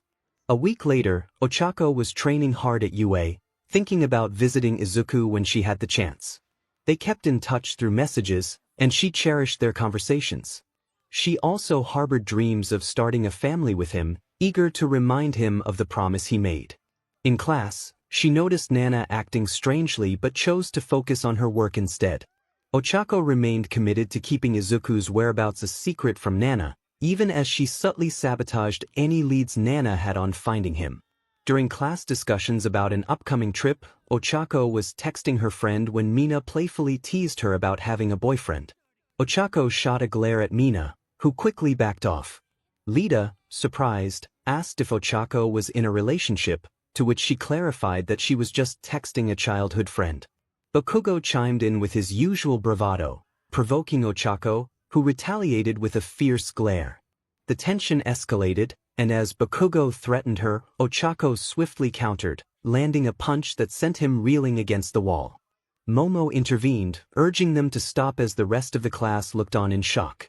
Aizawa entered, demanding silence and order, instructing the class to choose a president and vice president. While the debate unfolded, 𝐿𝐼𝐜𝐬 returned to her phone, smiling at a message from Izuku. Nana, noticing 𝐿𝐼𝐜𝐬's happiness, felt a pang of annoyance as she dealt with her own worries about her mother's deteriorating health. In the end, Lida and Yaoyorozu were elected as class president and vice president. Aizawa resumed the lesson, and the class settled down, ready to continue their day. In the evening, the group gathered in the cafeteria for lunch while 𝐿𝐼𝐜𝐬 was in the girls' bathroom. There, she unexpectedly encountered Nana Yagi, the person she had been trying to avoid. Nana approached her, demanding an explanation for the smile she had shown while on the phone. 𝐿𝐼𝐜𝐬 glared at her, filled with disgust and anger, and firmly told Nana to mind her own business and leave her alone. Just then, her phone rang again, revealing it was her parents. Before she could answer, Nana rushed forward, snatching the phone and pushing 𝐿𝐼𝐜𝐬 against the wall. 𝐿𝐼𝐜𝐬 shouted in frustration, demanding her phone back, but Nana smirked, taunting her about her parents. This provoked 𝐿𝐼𝐜𝐬's fury, and she retaliated with a punch, reclaiming her phone. The commotion caught the attention of Midnight, who burst in to see the two girls in a heated confrontation. Midnight shouted for an explanation, and 𝐿𝐼𝐜𝐬 quickly accused Nana of harassment and theft. Nana attempted to defend herself, but just then, Yui Kodai from Class 1B entered, confirming 𝐿𝐼𝐜𝐬's account and offering evidence in the form of a video. Midnight looked at Nana with disapproval, while the students from Class 1A glared at her. Midnight ordered Nana to accompany her to 𝐒𝐮𝐬's office for her actions. Upset, Nana shot a glare at 𝐿𝐼𝐜𝐬, who wore a smug expression, supported by Tsuyu and the others. Midnight instructed the onlookers to return to class, clearing the area before taking Nana away. Momo checked on 𝐿𝐼𝐜𝐬, expressing disbelief at Nana's behavior. 𝐿𝐼𝐜𝐬 replied that she was fine, though still upset, and left, determined not to let Nana get away with her actions. Meanwhile, in 𝐒𝐮𝐬's office, Aizawa, All Might, and 𝐒𝐮 confronted Nana, who was met with stern expressions. Aizawa demanded an explanation for her behavior, his eyes glowing with intensity, while All Might looked disappointed in his daughter. Nana attempted to justify her actions, but Aizawa interrupted, emphasizing the school's rules against harassment. All Might expressed his disappointment, and 𝐒𝐮 informed Nana that she would face 2 days of detention. He warned her that any further actions against 𝐿𝐼𝐜𝐬 would result in suspension. Nana reluctantly agreed, bowing her head in acknowledgement. As the school day neared its end, 𝐒𝐮 instructed Nana to wait in the hallway until he finished speaking with her father. All Might expressed concern over his daughter's behavior, while 𝐒𝐮 suggested that Nana might be acting out due to feelings of isolation. All Might contemplated finding Izuku to discuss his mother's illness, feeling the weight of the situation. Back in the hallway, Nana seethed with anger over her punishment and plotted to uncover 𝐿𝐼𝐜𝐬's secrets. As she approached her locker, she was unexpectedly hit by a stink bomb, causing her to scream in horror. The awful odor filled the hallway, and from a dark corner, 𝐿𝐼𝐜𝐬 watched with a wicked grin, relishing in her revenge. All Might arrived, immediately recognizing the source of the foul smell and finding his daughter in distress. He questioned what had happened as laughter erupted from the students around them. Nana, embarrassed and in tears, fled the scene, prompting All Might to follow her home. Meanwhile, Izuku was preparing to head home when Misaki called out to him. She suggested they hang out at the mall after school, wanting to get to know him better. However, Izuku, feeling busy, declined her invitation and walked away, leaving Misaki feeling dejected. Outside the school, a dark-haired boy observed Izuku from the alleyway, intrigued by the rumors surrounding him and eager to test his strength. As Izuku made his way to a nearby grocery store to buy snacks for his PS5, he spotted an electronics store and was thrilled to see a limited edition game he had been searching for. Excited, he rushed into the store, purchased the last copy of the game, and left with a smile, eager to play at home. However, he soon noticed someone following him, realizing it wasn't 𝗏𝗏, his new friend with whom he had been studying at the library. He looked behind him but saw nothing. Unsure, he decided to move to an open field while the boy caught up to him. In the open field, a figure appeared, but he was alone until suddenly he felt a kick from behind and turned to see 𝗍𝗠 glaring at him. The boy demanded to know who he was and why he was being followed. The boy, wearing the Shiki Academy uniform with onyx black hair and dark eyes, acknowledged 𝗍𝗠's strength but insisted he wouldn't be defeated easily. He rushed to punch 𝗍𝗠, who dodged and countered with a high jump kick, but the boy remained uninjured. 𝗍𝗠 was taken aback as he noticed smoke bombs below him, creating a gas to obscure the boy's movements. Before he could react, he felt a punch to his chest and saw the boy facing him again. However, 𝗍𝗠, having trained diligently every day, barely felt the impact. He seized the boy's left arm and flung him to the ground, holding him tightly. 𝗍𝗠 demanded to know who he was and why he was attacking him. To his surprise, the boy's body dissolved into a poof, revealing a log in its place. Suddenly, 10 kunai flew toward him. 𝗍𝗠 had no choice but to create a green shield to defend himself, shocking the boy. The boy growled, realizing 𝗍𝗠 possessed a quirk, but was caught off guard as 𝗍𝗠 summoned 10 green wolves that pounced on him, pinning him down. The boy struggled, demanding the wolves get off him, but they growled and drooled all over his face. 𝗍𝗠 glared at the boy, his eyes glowing green, and insisted he would reveal his identity and motives. Defeated, the boy relented, agreeing to speak if the wolves were removed. 𝗍𝗠 considered this and dispelled the wolves, allowing the boy to stand. The boy introduced himself as 𝗏𝗏, a powerful shinobi with the goal of fighting the strongest warriors in Japan. He had heard of 𝗍𝗠 Midoriya but was taken aback by what he deemed a disgusting quirk. 𝗍𝗠 glared back, noting 𝗏𝗏's school uniform and the hatred in his expression, questioning the boy's claim of being a shinobi. 𝗍𝗠 insisted that the power he wielded was not a quirk and that he was quirkless. 𝗏𝗏 shouted angrily, refusing to believe him, convinced that 𝗍𝗠's power was indeed a quirk and that he thought himself superior to those without quirks. 𝗍𝗠 maintained his stance, but 𝗏𝗏 summoned a sword, preparing to attack. Just then, a loud female voice called out, commanding 𝗏𝗏 to stop. It was Misaki, who approached and playfully bonked 𝗏𝗏 on the head. He yelped in surprise while 𝗍𝗠 looked on, confused. Misaki then turned to 𝗍𝗠, asking about the power he had displayed. 𝗍𝗠 hesitated to answer, attempting to leave, but was suddenly wrapped in vines conjured by Misaki, who revealed her own quirk. 𝗍𝗠 struggled against the vines, surprised that Misaki had a quirk. He muttered about not being the only one with secrets. Using a green chainsaw, he cut through the vines, freeing himself as 𝗏𝗏 prepared to defend his friend. Misaki confronted 𝗍𝗠, questioning why he had hidden his quirk from her. 𝗍𝗠 insisted he was quirkless from 𝗍𝗠, explaining that his power was not a quirk. 𝗏𝗏 roared in anger, but Misaki, sensing the tension, interjected, stating that 𝗍𝗠 was telling the truth. She claimed that the power he wielded was not a quirk. Suddenly, another familiar voice shouted, demanding everyone stay away from 𝗍𝗠. It was Ochako who glared at Misaki and 𝗏𝗏. Misaki recognized that Ochako used 𝗍𝗠's first name, which sparked her curiosity. Ochako explained that she had sensed something was off and had come to investigate. She warned 𝗍𝗠 that Misaki was hiding something. 𝗍𝗠 turned to Misaki, asking what she meant. Misaki revealed that she was the daughter of Pamela Isley, also known as Poison Ivy, and Swamp Thing. 𝗍𝗠 was taken aback, realizing the implications of her parentage. Misaki continued, stating that she had information about the Dragon King of Hell, which caught 𝗏𝗏's attention, making him pale. 𝗍𝗠 was shocked, while Ochako remained protective of him, still skeptical of Misaki's intentions. Misaki explained that she had overheard 𝗍𝗠 discussing his search for information on the Dragon King of Hell and that her mother could provide the answers he sought. 𝗏𝗏, visibly shaken, expressed disbelief at the mention of the legendary figure, recalling the fear it instilled in many. 𝗍𝗠 noticed the fear in 𝗏𝗏's eyes, recognizing it mirrored the fear others had shown upon hearing that name.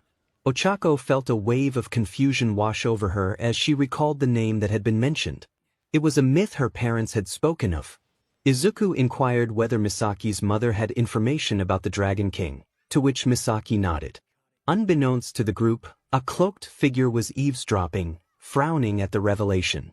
The figure recognized Izuku Midoriya's power, recalling its presence in the cave.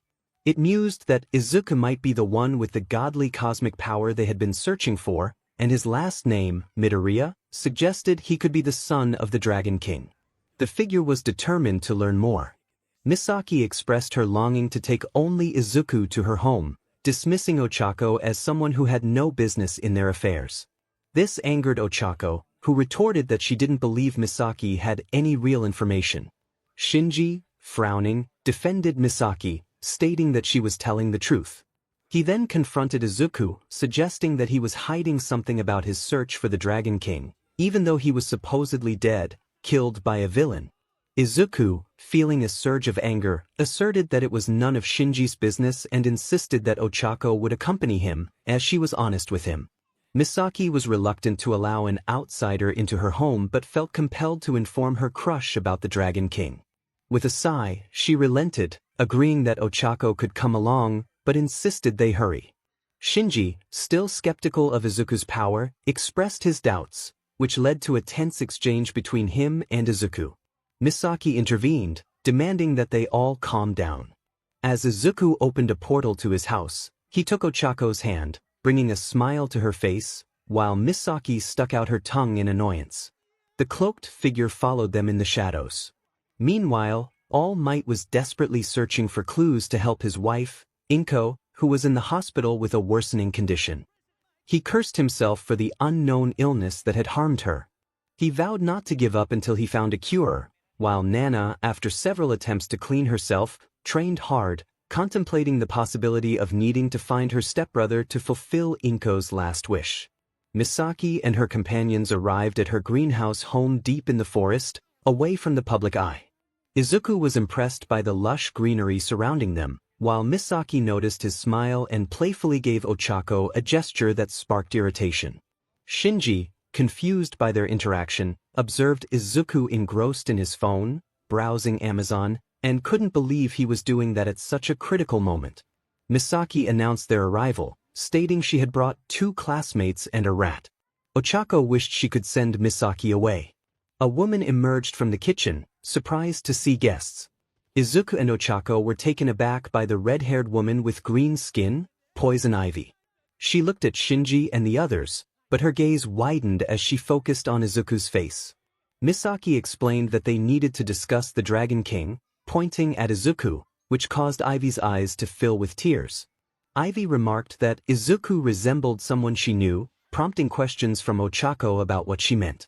Izuku reassured Ivy that it was all right, suggesting that she could see the resemblance.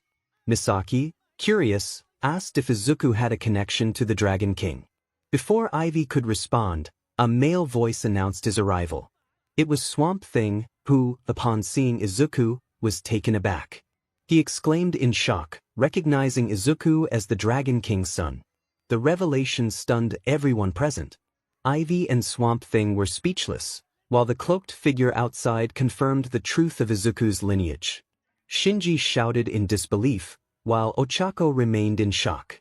Izuku explained that he had discovered his father's identity and his pro-hero title, but details had been erased from history.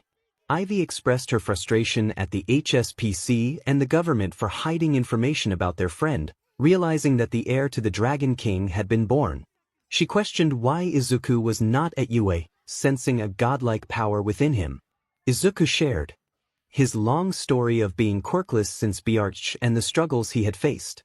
Misaki's parents were filled with rage at the thought of Izuku's mother disowning him. They expressed their disdain for All Might, while 𝐻𝐼𝐜's anger toward Misaki's mother grew. Ivy unleashed her power in response to the injustice, shaking the ground beneath them. Swamp Thing attempted to calm her down while expressing his own frustration. He turned to Izuku, asking if it was true that he had defended Misaki from a villain named Adam, who had also hired others to harm him and his homeroom teacher. Swamp Thing observed that 𝐻𝐼𝐜 was taken aback by the revelation, while Misaki expressed gratitude for Izuku's defense. Shinji struggled to comprehend that Dirtbag would resort to such cowardice, especially knowing that the boy was incarcerated. Swamp Thing confirmed that Dirtbag had indeed attempted to conceal his actions by setting fire to an abandoned warehouse, referring to Isis as his possession and treating her poorly. Izuku's expression darkened, filled with a longing for retribution. Ivy's eyes blazed with fury upon hearing this.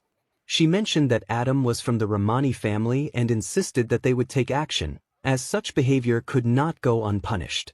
Misaki interjected, explaining that Adam had been disowned by his family and that they intended to apologize at the upcoming PDA meeting, but this was not the time to address it.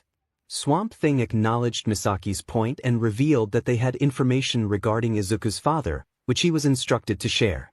However, sensing someone eavesdropping, he enveloped the house in a green dome. The cloaked figure, noticing the dome, retreated. Swamp Thing expressed concern about the intrusion, but reassured everyone that the listener had departed. He then turned to Izuku, emphasizing the confidentiality of the information he was about to share. He cautioned Izuku not to disclose his father's identity until he was strong enough to protect himself. Swamp Thing revealed that Izuku's father was not an ordinary human but a dragon king with the ability to control the weather and even the underworld. Izuku's eyes widened at this revelation, realizing the magnitude of his father's powers. Ivy clarified that what Izuku's father possessed was not merely a quirk but an ancient power known as 𝐒𝐻. This energy predated the emergence of quirks and was deeply connected to all forms of life and the cosmos. Ivy elaborated that 𝐒𝐻 was a divine force, so profound that even the gods struggled to comprehend it. She noted that Izuku too seemed to possess this extraordinary power, along with something else. Curiosity piqued, Ivy inquired about the nature of Izuku's power. After a moment of contemplation, Izuku decided to share his experience, believing it was safe to do so in front of the small group. He recounted an event from 10 months prior, when he had ventured into a cave and experienced a dream in which a massive cosmic green meteor entered his body, granting him the powers of nature. He expressed his uncertainty about why he had been chosen for this gift, mentioning a tall green-haired woman who warned him of a group pursuing him. The others listened intently, surprised by Izuku's tale and puzzled by the identity of the mysterious woman. Ochako asked if Izuku knew her name. He recalled her, still feeling the lingering memory of their encounter, and revealed that her name was Hazel T. He described how she had intended to share more but was accompanied by a giant green version of himself and a planet, though he had awakened before learning more. Izuku then turned to Ivy and Swamp Thing with a pressing question about his father's death.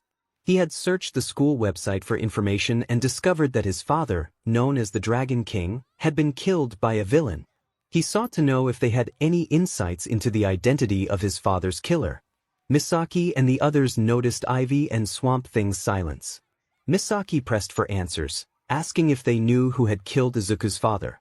Ivy confirmed that they did but warned that the man responsible was a dangerous monster, one that even All Might had failed to defeat. She expressed her sorrow, revealing that Hisashi, Izuku's father, had fought valiantly against this villain in America. Swamp Thing added that Hisashi was a dear friend and family member, and he cautioned Izuku to run if he ever encountered this villain. He described the man as a cowardly figure with a multitude of quirks, one of which granted him immortality. The revelation of this villain's name, All for One, sent shockwaves through the group. Izuku's determination grew as he absorbed the information about this formidable enemy. He learned that Hisashi had nearly triumphed in their confrontation, but All for One had exploited Hisashi's love for his family to gain the upper hand, ultimately causing his demise. Ivy and Swamp Thing expressed their regret for not being able to save Hisashi, revealing that they had kept his body hidden until Izuku was ready to confront the truth. Izuku's heart raced at the thought of seeing his father's grave, but he resolved to grow stronger first. He vowed to find All for One and make him pay for his actions, unleashing a surge of green energy that resonated with the surrounding nature. Ivy, her husband, and their daughter felt the immense power emanating from Izuku, recognizing him as the embodiment of all living green. Shinji was taken aback when he witnessed Izuku's power, while 𝐿𝐻𝐼𝐜 felt her heart race at the sight of her boyfriend's abilities. Ivy mentioned that Hisashi, Izuku's father, might be the one to defeat the villain and avenge her. The spirit of Hisashi Midoriya watched over his son, wishing he could help him. He expressed his longing to see Izuku again but urged him to be cautious before vanishing. Once Izuku regained his composure, he decided to head home as night approached. Ivy called out to him, informing him that there was something important he needed to know. She revealed that his father had left him a gift, and she handed him a map marked with an X, indicating where it could be found. Izuku and 𝐻𝐼𝐜 expressed their gratitude before leaving the forest. Meanwhile, Shinji resolved to train harder, declaring Izuku as his rival. Misaki's feelings for Izuku intensified, and she was determined not to let 𝐻𝐼𝐜 have him. As Izuku and 𝐻𝐼𝐜 walked together, the evening grew late, and 𝐻𝐼𝐜 announced that she would be heading home. She smiled and kissed his cheek before departing, leaving Izuku feeling happy yet curious about why she called him Kun. He pondered whether she had a crush on him as he made his way home, contemplating the location of his father's gift. Deep underground in a hidden base in Japan, a cloaked figure knelt before a mysterious figure, reporting that they had discovered the cosmic green energy source and its vessel, Izuku Midoriya, who also possessed his father's power, 𝐬𝐻. The man grinned at this revelation, expressing interest in observing Izuku. He inquired about the school Izuku attended, learning it was 𝐒𝐮𝐲𝐬 Academy. The cloaked figure mentioned that the daughter of Poison Ivy was with him, suggesting she could pose a problem. The emissary instructed the figure to let her be, assigning them another task. Meanwhile, on a distant green planet, Hazel contemplated visiting her emissary to explain everything. Back on Earth, 𝐻𝐼𝐜 returned home to find a note from her parents, informing her that they were going on a special date and that food was left on the table. She smiled and went upstairs to her room, where she discovered 4 children tied up and frightened.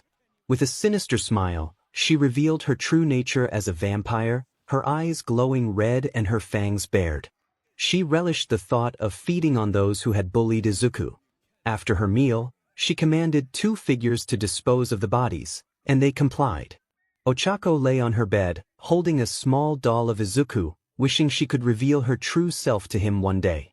Months passed, and 1 week before the USJ trip, Izuku was thriving at 𝐒𝐮𝐲 Academy but was troubled by Shinji, who had declared him a rival and was determined to surpass him. Shinji had mastered a power called chakra and various ninjutsu techniques. He was in the same class as Izuku and Misaki, and he often found himself in trouble with Ms. 𝐼𝐼𝐜, who kept him in line. Misaki was trying to catch Izuku's attention, but 𝐻𝐼𝐜, a student from UA, was a constant obstacle. Izuku dedicated himself to training, hoping to unlock his hidden 𝐬𝐻 powers while balancing his studies. He learned that 𝐻𝐼𝐜's class was going on a field trip for their hero lesson. Toshiro had become more active, and he and Izuku spent a lot of time together in the library. Misaki kept her family background and powers a secret, wanting to lead a normal life. In class, Izuku was lost in thought when Ms. 𝐼𝐼𝐜 called his attention.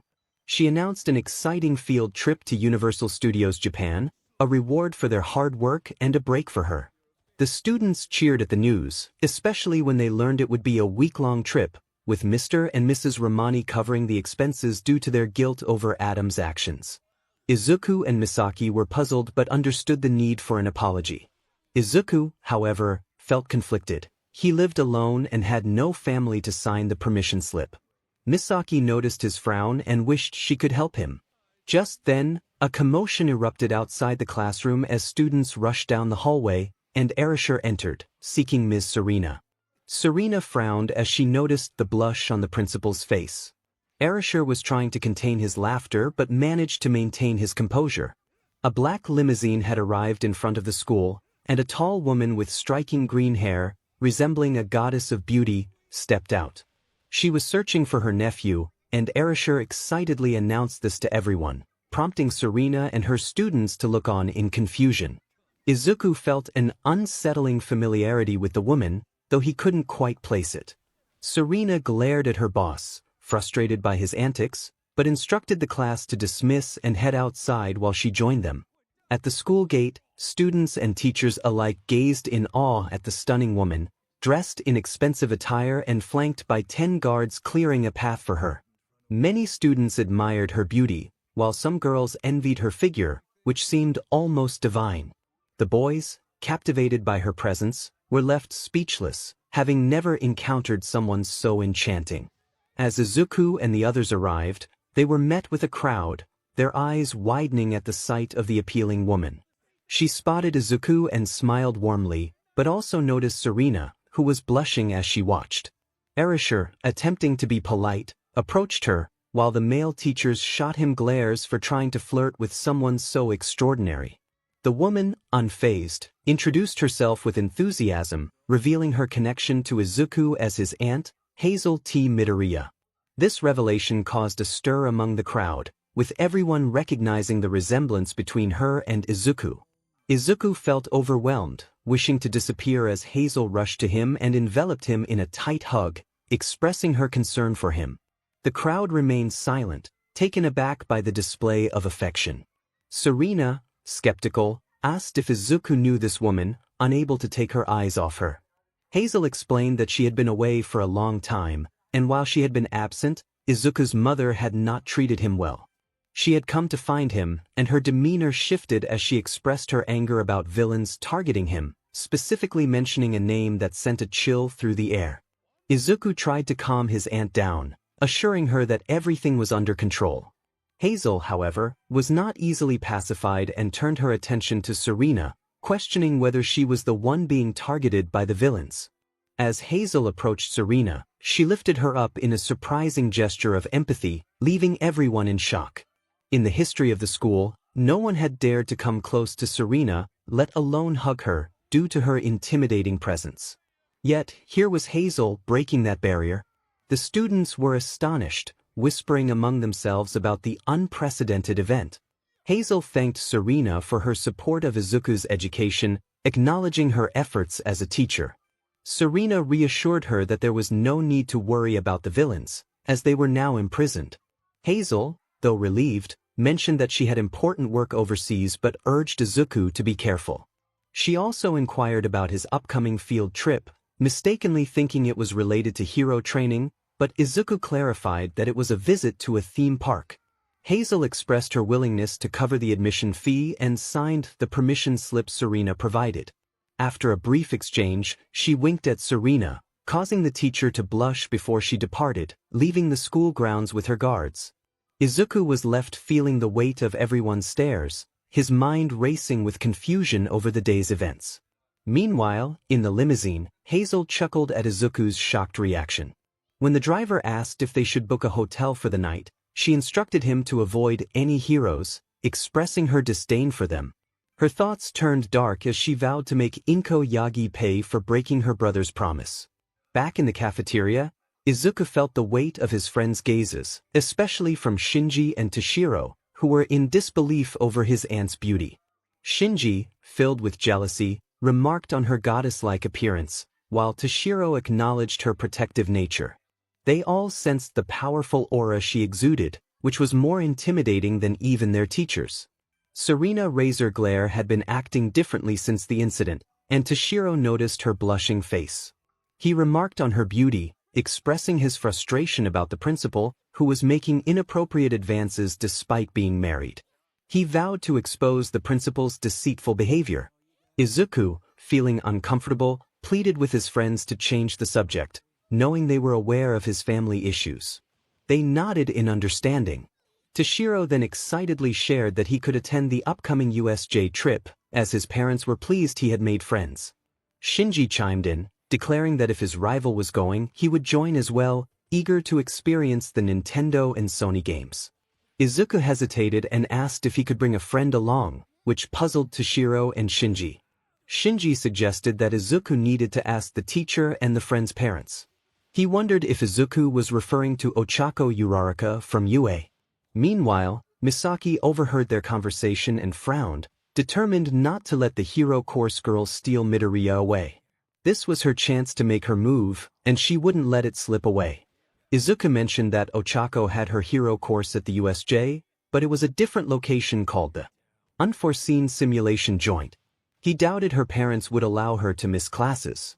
Shinji advised him to speak with Ms. 𝐼𝐼𝐻 or the principal, but most importantly, to ask 𝐿𝐴H𝐼𝐻𝐿 if she could convince her parents to let her go since she genuinely wanted to see him again.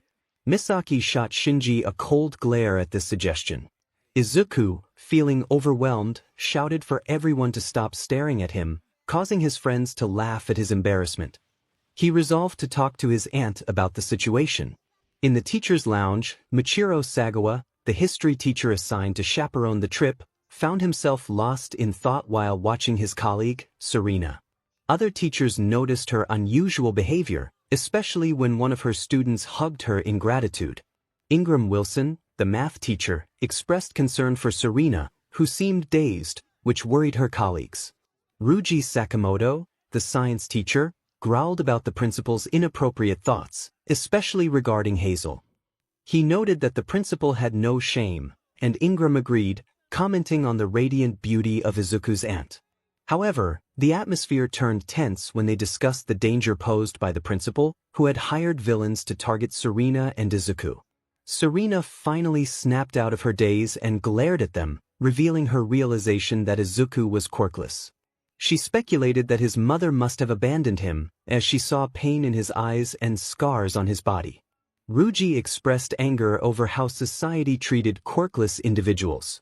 Just then 𝐼𝐻𝐼𝐻, the principal, entered with a cheerful demeanor, which earned him glares from the other teachers. Ingram hissed at him, while Serena contemplated reporting his behavior to his wife. Ryuji expressed his disgust, vowing to take action if he ever caught the principal inappropriately behaving again. Michiro suggested they return to work, while Serena thought about Hazel and her kindness, wondering why she felt warm when she thought of her. Meanwhile, Ochako was in her classroom when she received a call from Izuku. She smiled as she answered, excited to hear from him. Izuku cheerfully asked how her class was going, to which Ochako groaned about the usual routine. She mentioned an upcoming trip to the USJ for the hero course, clarifying it was not the Universal Studios Japan, which she had always wanted to visit. Izuku revealed that his class was going to Universal Studios Japan for a week, which shocked Ochako. Her loud reaction drew attention from her classmates, and Mr. Aizawa, who had been napping, was not pleased to be disturbed. Izuku laughed as Ochako expressed her frustration, wishing she could join him but knowing she had to focus on her hero course. She mentioned that a certain girl had given her trouble but was now focused on her own dreams. As they chatted, Izuku asked if she had sent a green light 2 months ago, which had startled Nana. He recalled practicing and accidentally causing a bit of chaos. Ochako reassured him she was fine but needed to return to class before getting in trouble. They both hung up, and Ochako re-entered her classroom, where her classmates and Aizawa were waiting. Lita asked if she was okay, having heard her shouting, while Denki joked about Bakugo barking like a dog. Ochako, still upset, explained that she was frustrated about Izuku's trip to Universal Studios Japan while her class was going to a different location. Denki exclaimed how lucky Izuku was, and the others nodded in agreement, amplifying her feelings of unfairness. Ochako was determined not to let the situation with Plant get out of hand. Frustrated, she crushed her phone into pieces. Class 1A was taken aback by her unexpected strength, while Nana frowned, sensing that Ochako was hiding something significant. However, her thoughts were consumed by her mother's deteriorating health, and the doctors still had no answers. Days passed, and the trip to USJ was approaching.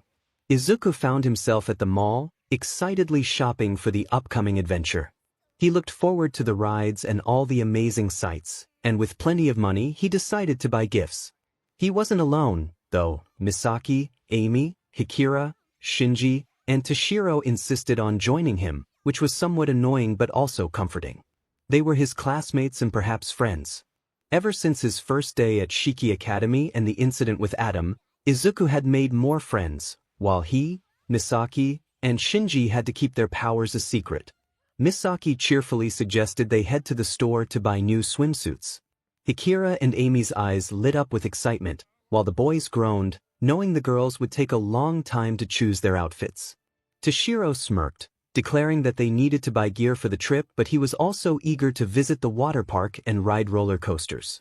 Shinji challenged Izuku to a race at the theme park, claiming he would surpass him. Izuku scoffed, playfully offering Shinji a 5-minute head start, knowing it wouldn't help him win. Their rivalry had grown since they both shared a disdain for quirks and possessed powers of their own. Akira playfully encouraged Shinji not to lose, blowing him a kiss, which made him blush. Misaki and Amy exchanged surprised glances at their friend's boldness. Misaki then saw her opportunity to spend time alone with Izuku, thinking that with Ochako out of the picture, she could finally express her feelings. Meanwhile, Ochako lurked in the shadows, anger boiling within her. She was determined not to let Misaki take Izuku away from her. Later, Izuku, Shinji, and Toshiro gathered in the lunch hall, waiting for the girls to arrive. Toshiro was curious about the rivalry between Izuku and Shinji and wanted to know how it all began. However, the two boys hesitated to reveal the full truth, wanting to keep their powers a secret. They decided to share a small white lie instead. Shinji explained that he had heard about Izuku defeating the arrogant Adam and wanted to test his own skills.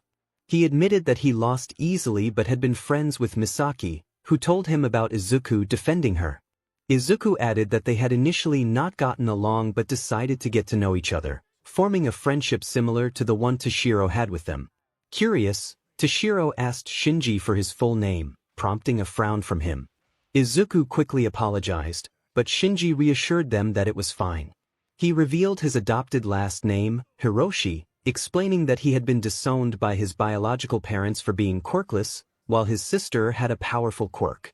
He shared his painful past of being alone and starving until he met his kind adopted father, Ren Hiroshi, who had cared for him when he was just 8 years old. Izuku empathized with Shinji's struggles, feeling anger toward his own neglectful family. He recognized the similarities in their experiences of being quirkless and alone. Shinji continued, sharing how his adoptive parents had given him a sense of belonging and happiness. Toshiro, intrigued, asked why Shinji harbored such disdain for quirks. Shinji explained that many used their quirks selfishly, including so-called heroes who sought fame and status. He recalled seeing Izuku on the news when he rushed to save a boy from a villain while the heroes did nothing. As they spoke, the girls finally arrived, laden with shopping bags. Izuku and Toshiro were astonished by the amount of stuff they had bought. Misaki, using her charm, asked the boys for help with the bags. Toshiro was skeptical but soon found himself carrying bags alongside Izuku and Shinji, who complied politely. Meanwhile, in the hospital, Nana and All Might watched as 𝐒𝐮𝐬𝐽's condition worsened.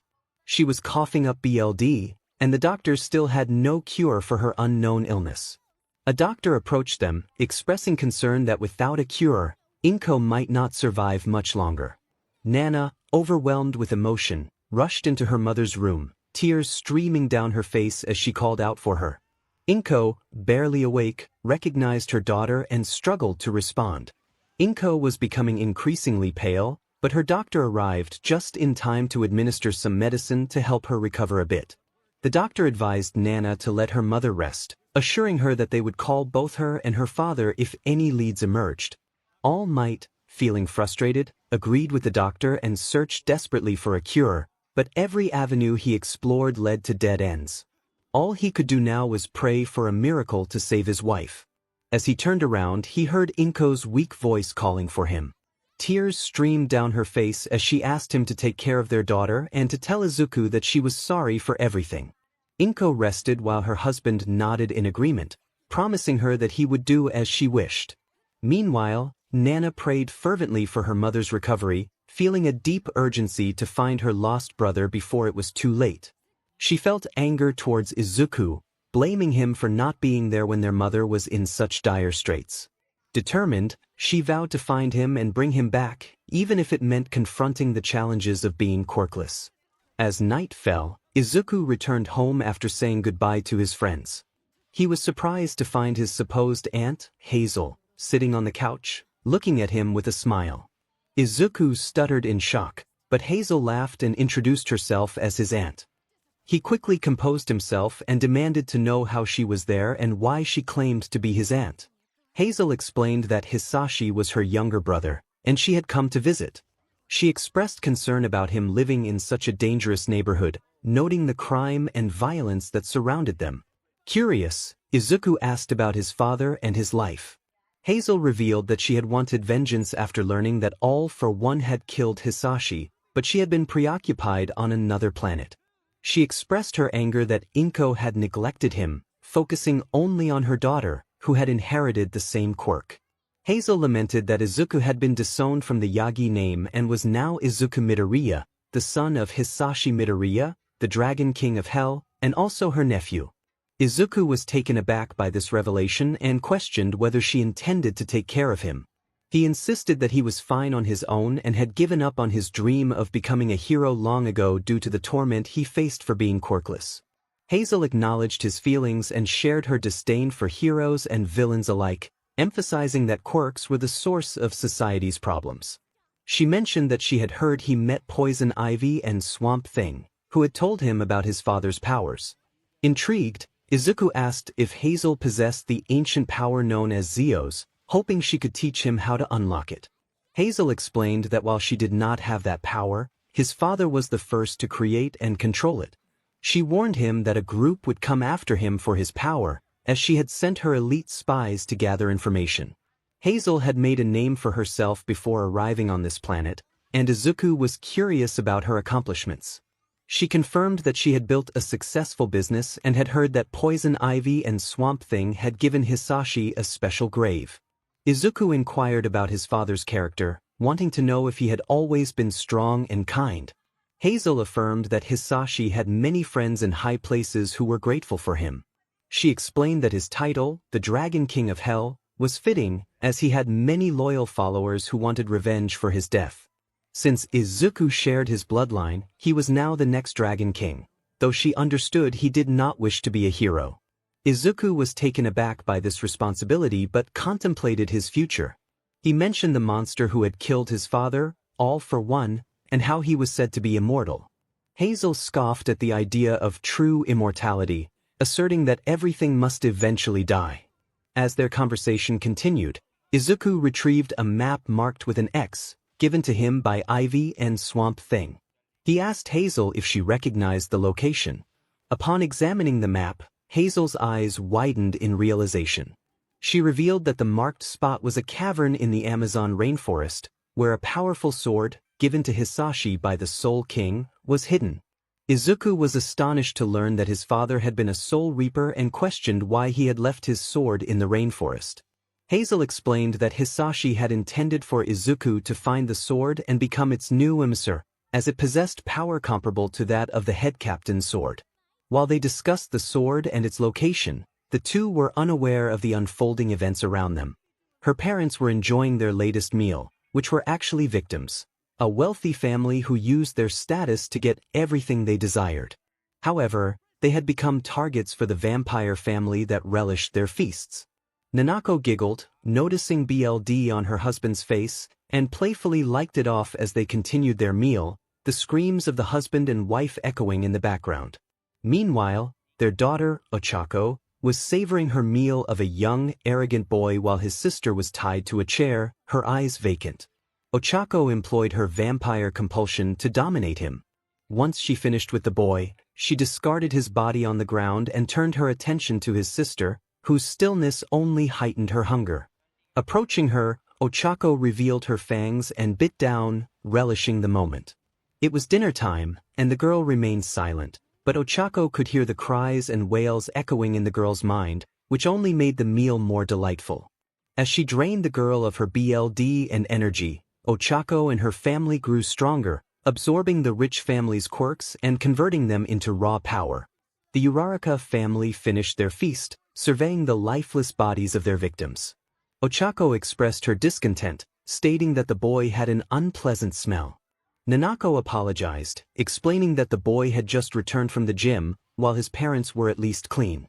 Gamamichi suggested they dispose of the bodies before they began to stink, and both Nanako and Ochako nodded in agreement. They carried the deceased family outside to a truck where two loyal vampires knelt before their rulers. Nanako ordered them to dispose of the bodies and incinerate them so no one would discover their secret. The vampire driver acknowledged her command, and they drove off, leaving the family alone. Gamamichi then inquired about Ochako's childhood friend, expressing surprise that he hadn't enrolled in UA. Ochako explained that Izuku was meant to be her loving husband, but she needed to keep an eye on a certain rival.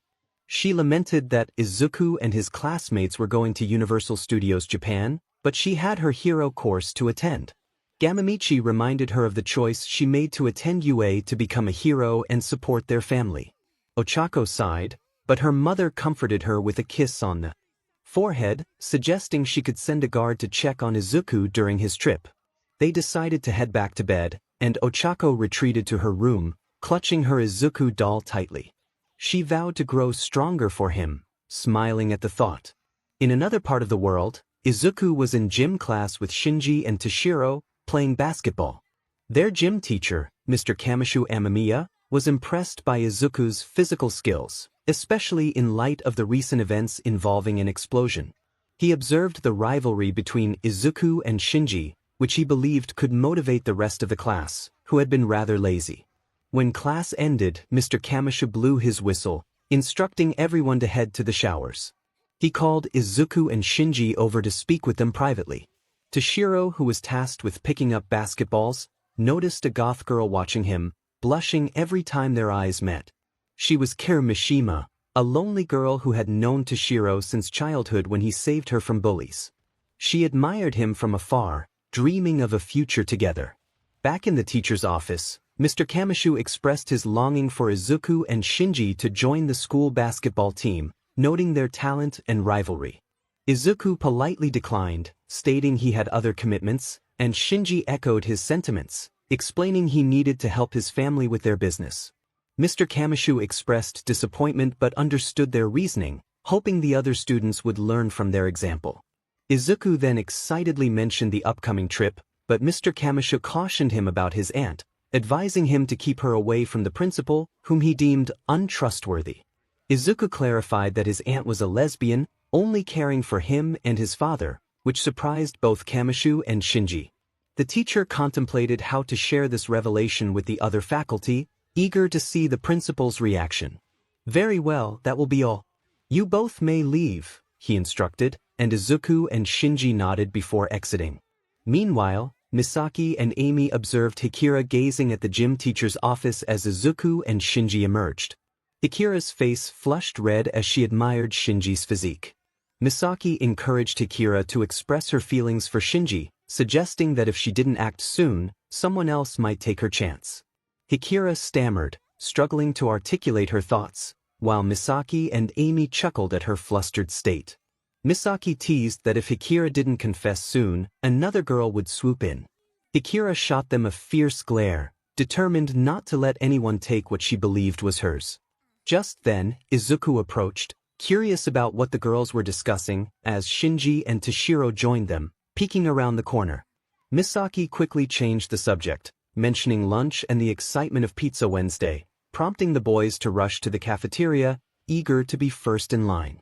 In the teacher's lounge, Ingram exclaimed in disbelief as Ryuji, Michiro, and Ms. Ayami Shiu listened intently to the latest gossip about Izuku's aunt, who was said to prefer women over men. This revelation meant that a certain individual would never have a chance with her, even though he was married. Michiro then revealed that 𝗟𝗔 and his wife were getting a divorce, prompting questions about the circumstances. Ryuji speculated whether Sandra had discovered her husband's secrets, while Michiro revealed the shocking truth. 𝗟𝗔 had been spending their money at a questionable establishment, lamenting that his wife was not as attractive as another woman. Michiro had received a video of the incident from a friend and had shared it with Sandra. Ayami expressed her anger, concerned that 𝗟𝗔 might try to evade the consequences of his actions. Michiro reassured her that Sandra had secured most of their assets, leaving 𝗟𝗔 with little more than his dilapidated car. Furthermore, the school board was considering terminating his employment due to his unethical behavior. Ingram pondered who would replace 𝗟𝗔 as principal if he were fired, while Michiro prepared for an upcoming trip, seeking assistance from a female teacher to supervise the girls. Ingram and Ayami both declined, suggesting that it should be Serena's responsibility since her students were involved. Meanwhile, Serena sat alone in a meeting room when Adam's parents entered, looking apprehensive under her intense gaze. Serena confronted them about their proposal for a week-long field trip, expressing her frustration over their inability to manage their son. They pleaded for forgiveness, claiming they wanted to make amends for Adam's actions and believed their daughter could help restore their family's reputation. 𝐼𝐻𝐼𝐜 warned them that their actions must align with their hidden agenda, emphasizing the importance of discretion. She informed them that her students were excited about the upcoming trip to the USJ theme park and that they would not complain about the associated costs. Grateful for the opportunity, Adam's parents bowed in appreciation before leaving. In the hallway, their 15-year-old daughter awaited them, relieved to see them in good spirits. She inquired if they had received a chance for redemption. They affirmed that she would be admitted to the school and would have 𝐼𝐻𝐼𝐜 as her homeroom teacher. They expressed their hopes for her to lead the Ramani name back to honor, emphasizing the importance of her upcoming presentation to 𝐼𝐻𝐼𝐜 after the trip. But there were also two kids whose trust they needed to earn, 𝐒𝐮𝐻𝐼𝐜 Midoriya and Misaki Isis. Susan remarked that it would be challenging to gain their trust, and responded affirmatively to her parents, expressing her determination to rectify the damage caused by a certain individual. He had never truly belonged to their perfect family. He was just like those who despised the quirkless. They had hoped he could change, but his unforgivable actions, hiring villains, assaulting a student, and disrespecting her, along with starting fights and escaping consequences due to their uncle's failures, had brought shame to the royal family for too long. They believed they were the chosen ones, untouched by those disgusting quirks. They intended to cleanse the world and restore the days before quirks existed. However, and expressed uncertainty about Misaki, suspecting she might not possess a mutation quirk. Anne's mother suggested it was time to head home and said her goodbyes to her old school.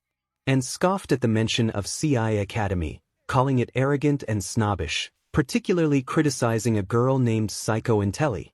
She insisted they should destroy and purge that school, as it had no place in the new world they were creating. Sachi supported her, stating their assignment was to eradicate all quirks and eliminate the wealthy snobs. As they left Shiki Academy, Ochako was still upset that Izuku was going on a field trip to the USJ theme park. She wished to accompany him and ensure Misaki wouldn't interfere with her Izuku, but she had made a promise. Instead, she sent two of her trusted spies to keep an eye on her future husband. Tsuyu noticed Ochako's distress and asked if she was still upset. Ochako remained quiet, focused on her new phone, which she had purchased after breaking her old one. Feeling frustrated, she lamented her situation, shedding anime-style tears while banging her head on the desk. Suddenly, she received a text from Izuku, causing her to leap up in joy, attracting the attention of her classmates as she rushed to the girls' bathroom. Meanwhile, Nana was glaring in frustration, trying to find clues about her former brother, but it seemed someone was sabotaging her search. She feared her mother, Inko, might not survive the ordeal. She cursed the quirkless individual, blaming him for her mother's potential regret, wishing he had remained her servant. Even her father had searched for Izuku in North America without success. Bakugo approached Nana, noticing her anger. She expressed her frustration about the situation, declaring she would never forgive that quirkless individual. Bakugo shared her anger, feeling upset that his mother refused to visit Inko after their friendship had deteriorated. He believed they needed to find Izuku and bring him back, but time was running out. He vented his frustration, feeling that Izuku was being selfish by running away. In the girls' bathroom, Ochako texted Izuku, excitedly anticipating a video call during their trip. She wished she could join him instead of dealing with her current frustrations, trusting her two vampire spies to report everything back to her. 2 days later, the day of the trip arrived. The students of Shiki Academy were ready to go, with their chaperones, Mr. Michiro and Ms. Ishima Agawa, supervising the event. 2 large, white buses arrived, surprising Izuku and his friends. Mr. Michiro organized the students into groups, directing Class 201 to board bus number 72 and Class 206 to bus number. He instructed everyone to place their belongings in the trunk and board the bus, while Ms. Ishima reminded them to stay in a single line and remain orderly. Izuku and his friends settled into the bus, excited about the comfortable seats and the amenities available. Misaki was thrilled to discover snacks and drinks on board. Izuku eagerly anticipated visiting the Nintendo world and enjoying the rides. while Shinji and Toshiro playfully argued over who would use the bathroom first. Misaki, meanwhile, indulged in a soda, causing her friends to scold her for her rudeness. On bus 74, 𝐂 felt frustrated that she wasn't on the same bus as Toshi. She dealt with some classmates who tried to bully her but quickly intimidated them with her fierce glare. Both buses departed the campus, and Izuku emerged from the bathroom just as Toshiro rushed in, prompting Shinji to complain. As they traveled toward the USJ, they stopped at a traffic light, where Izuku spotted a yellow bus from UA. He noticed Ochako sitting in the back, and their eyes met, causing her to widen in surprise. Misaki, noticing the UA girl, pulled Izuku away while giving her a dismissive gesture and writing a note that expressed her disdain. Ochako's anger flared as the light turned green, and both buses headed in different directions. She felt a surge of rage, declaring that it meant war. Meanwhile, Nana and Bakugo observed the white bus heading to the theme park. Bakugo commented on the girl with round cheeks, noting that she had problems, while Nana worried about her mother, urging her father to find Izuku before it was too late. The end of Chapter 10.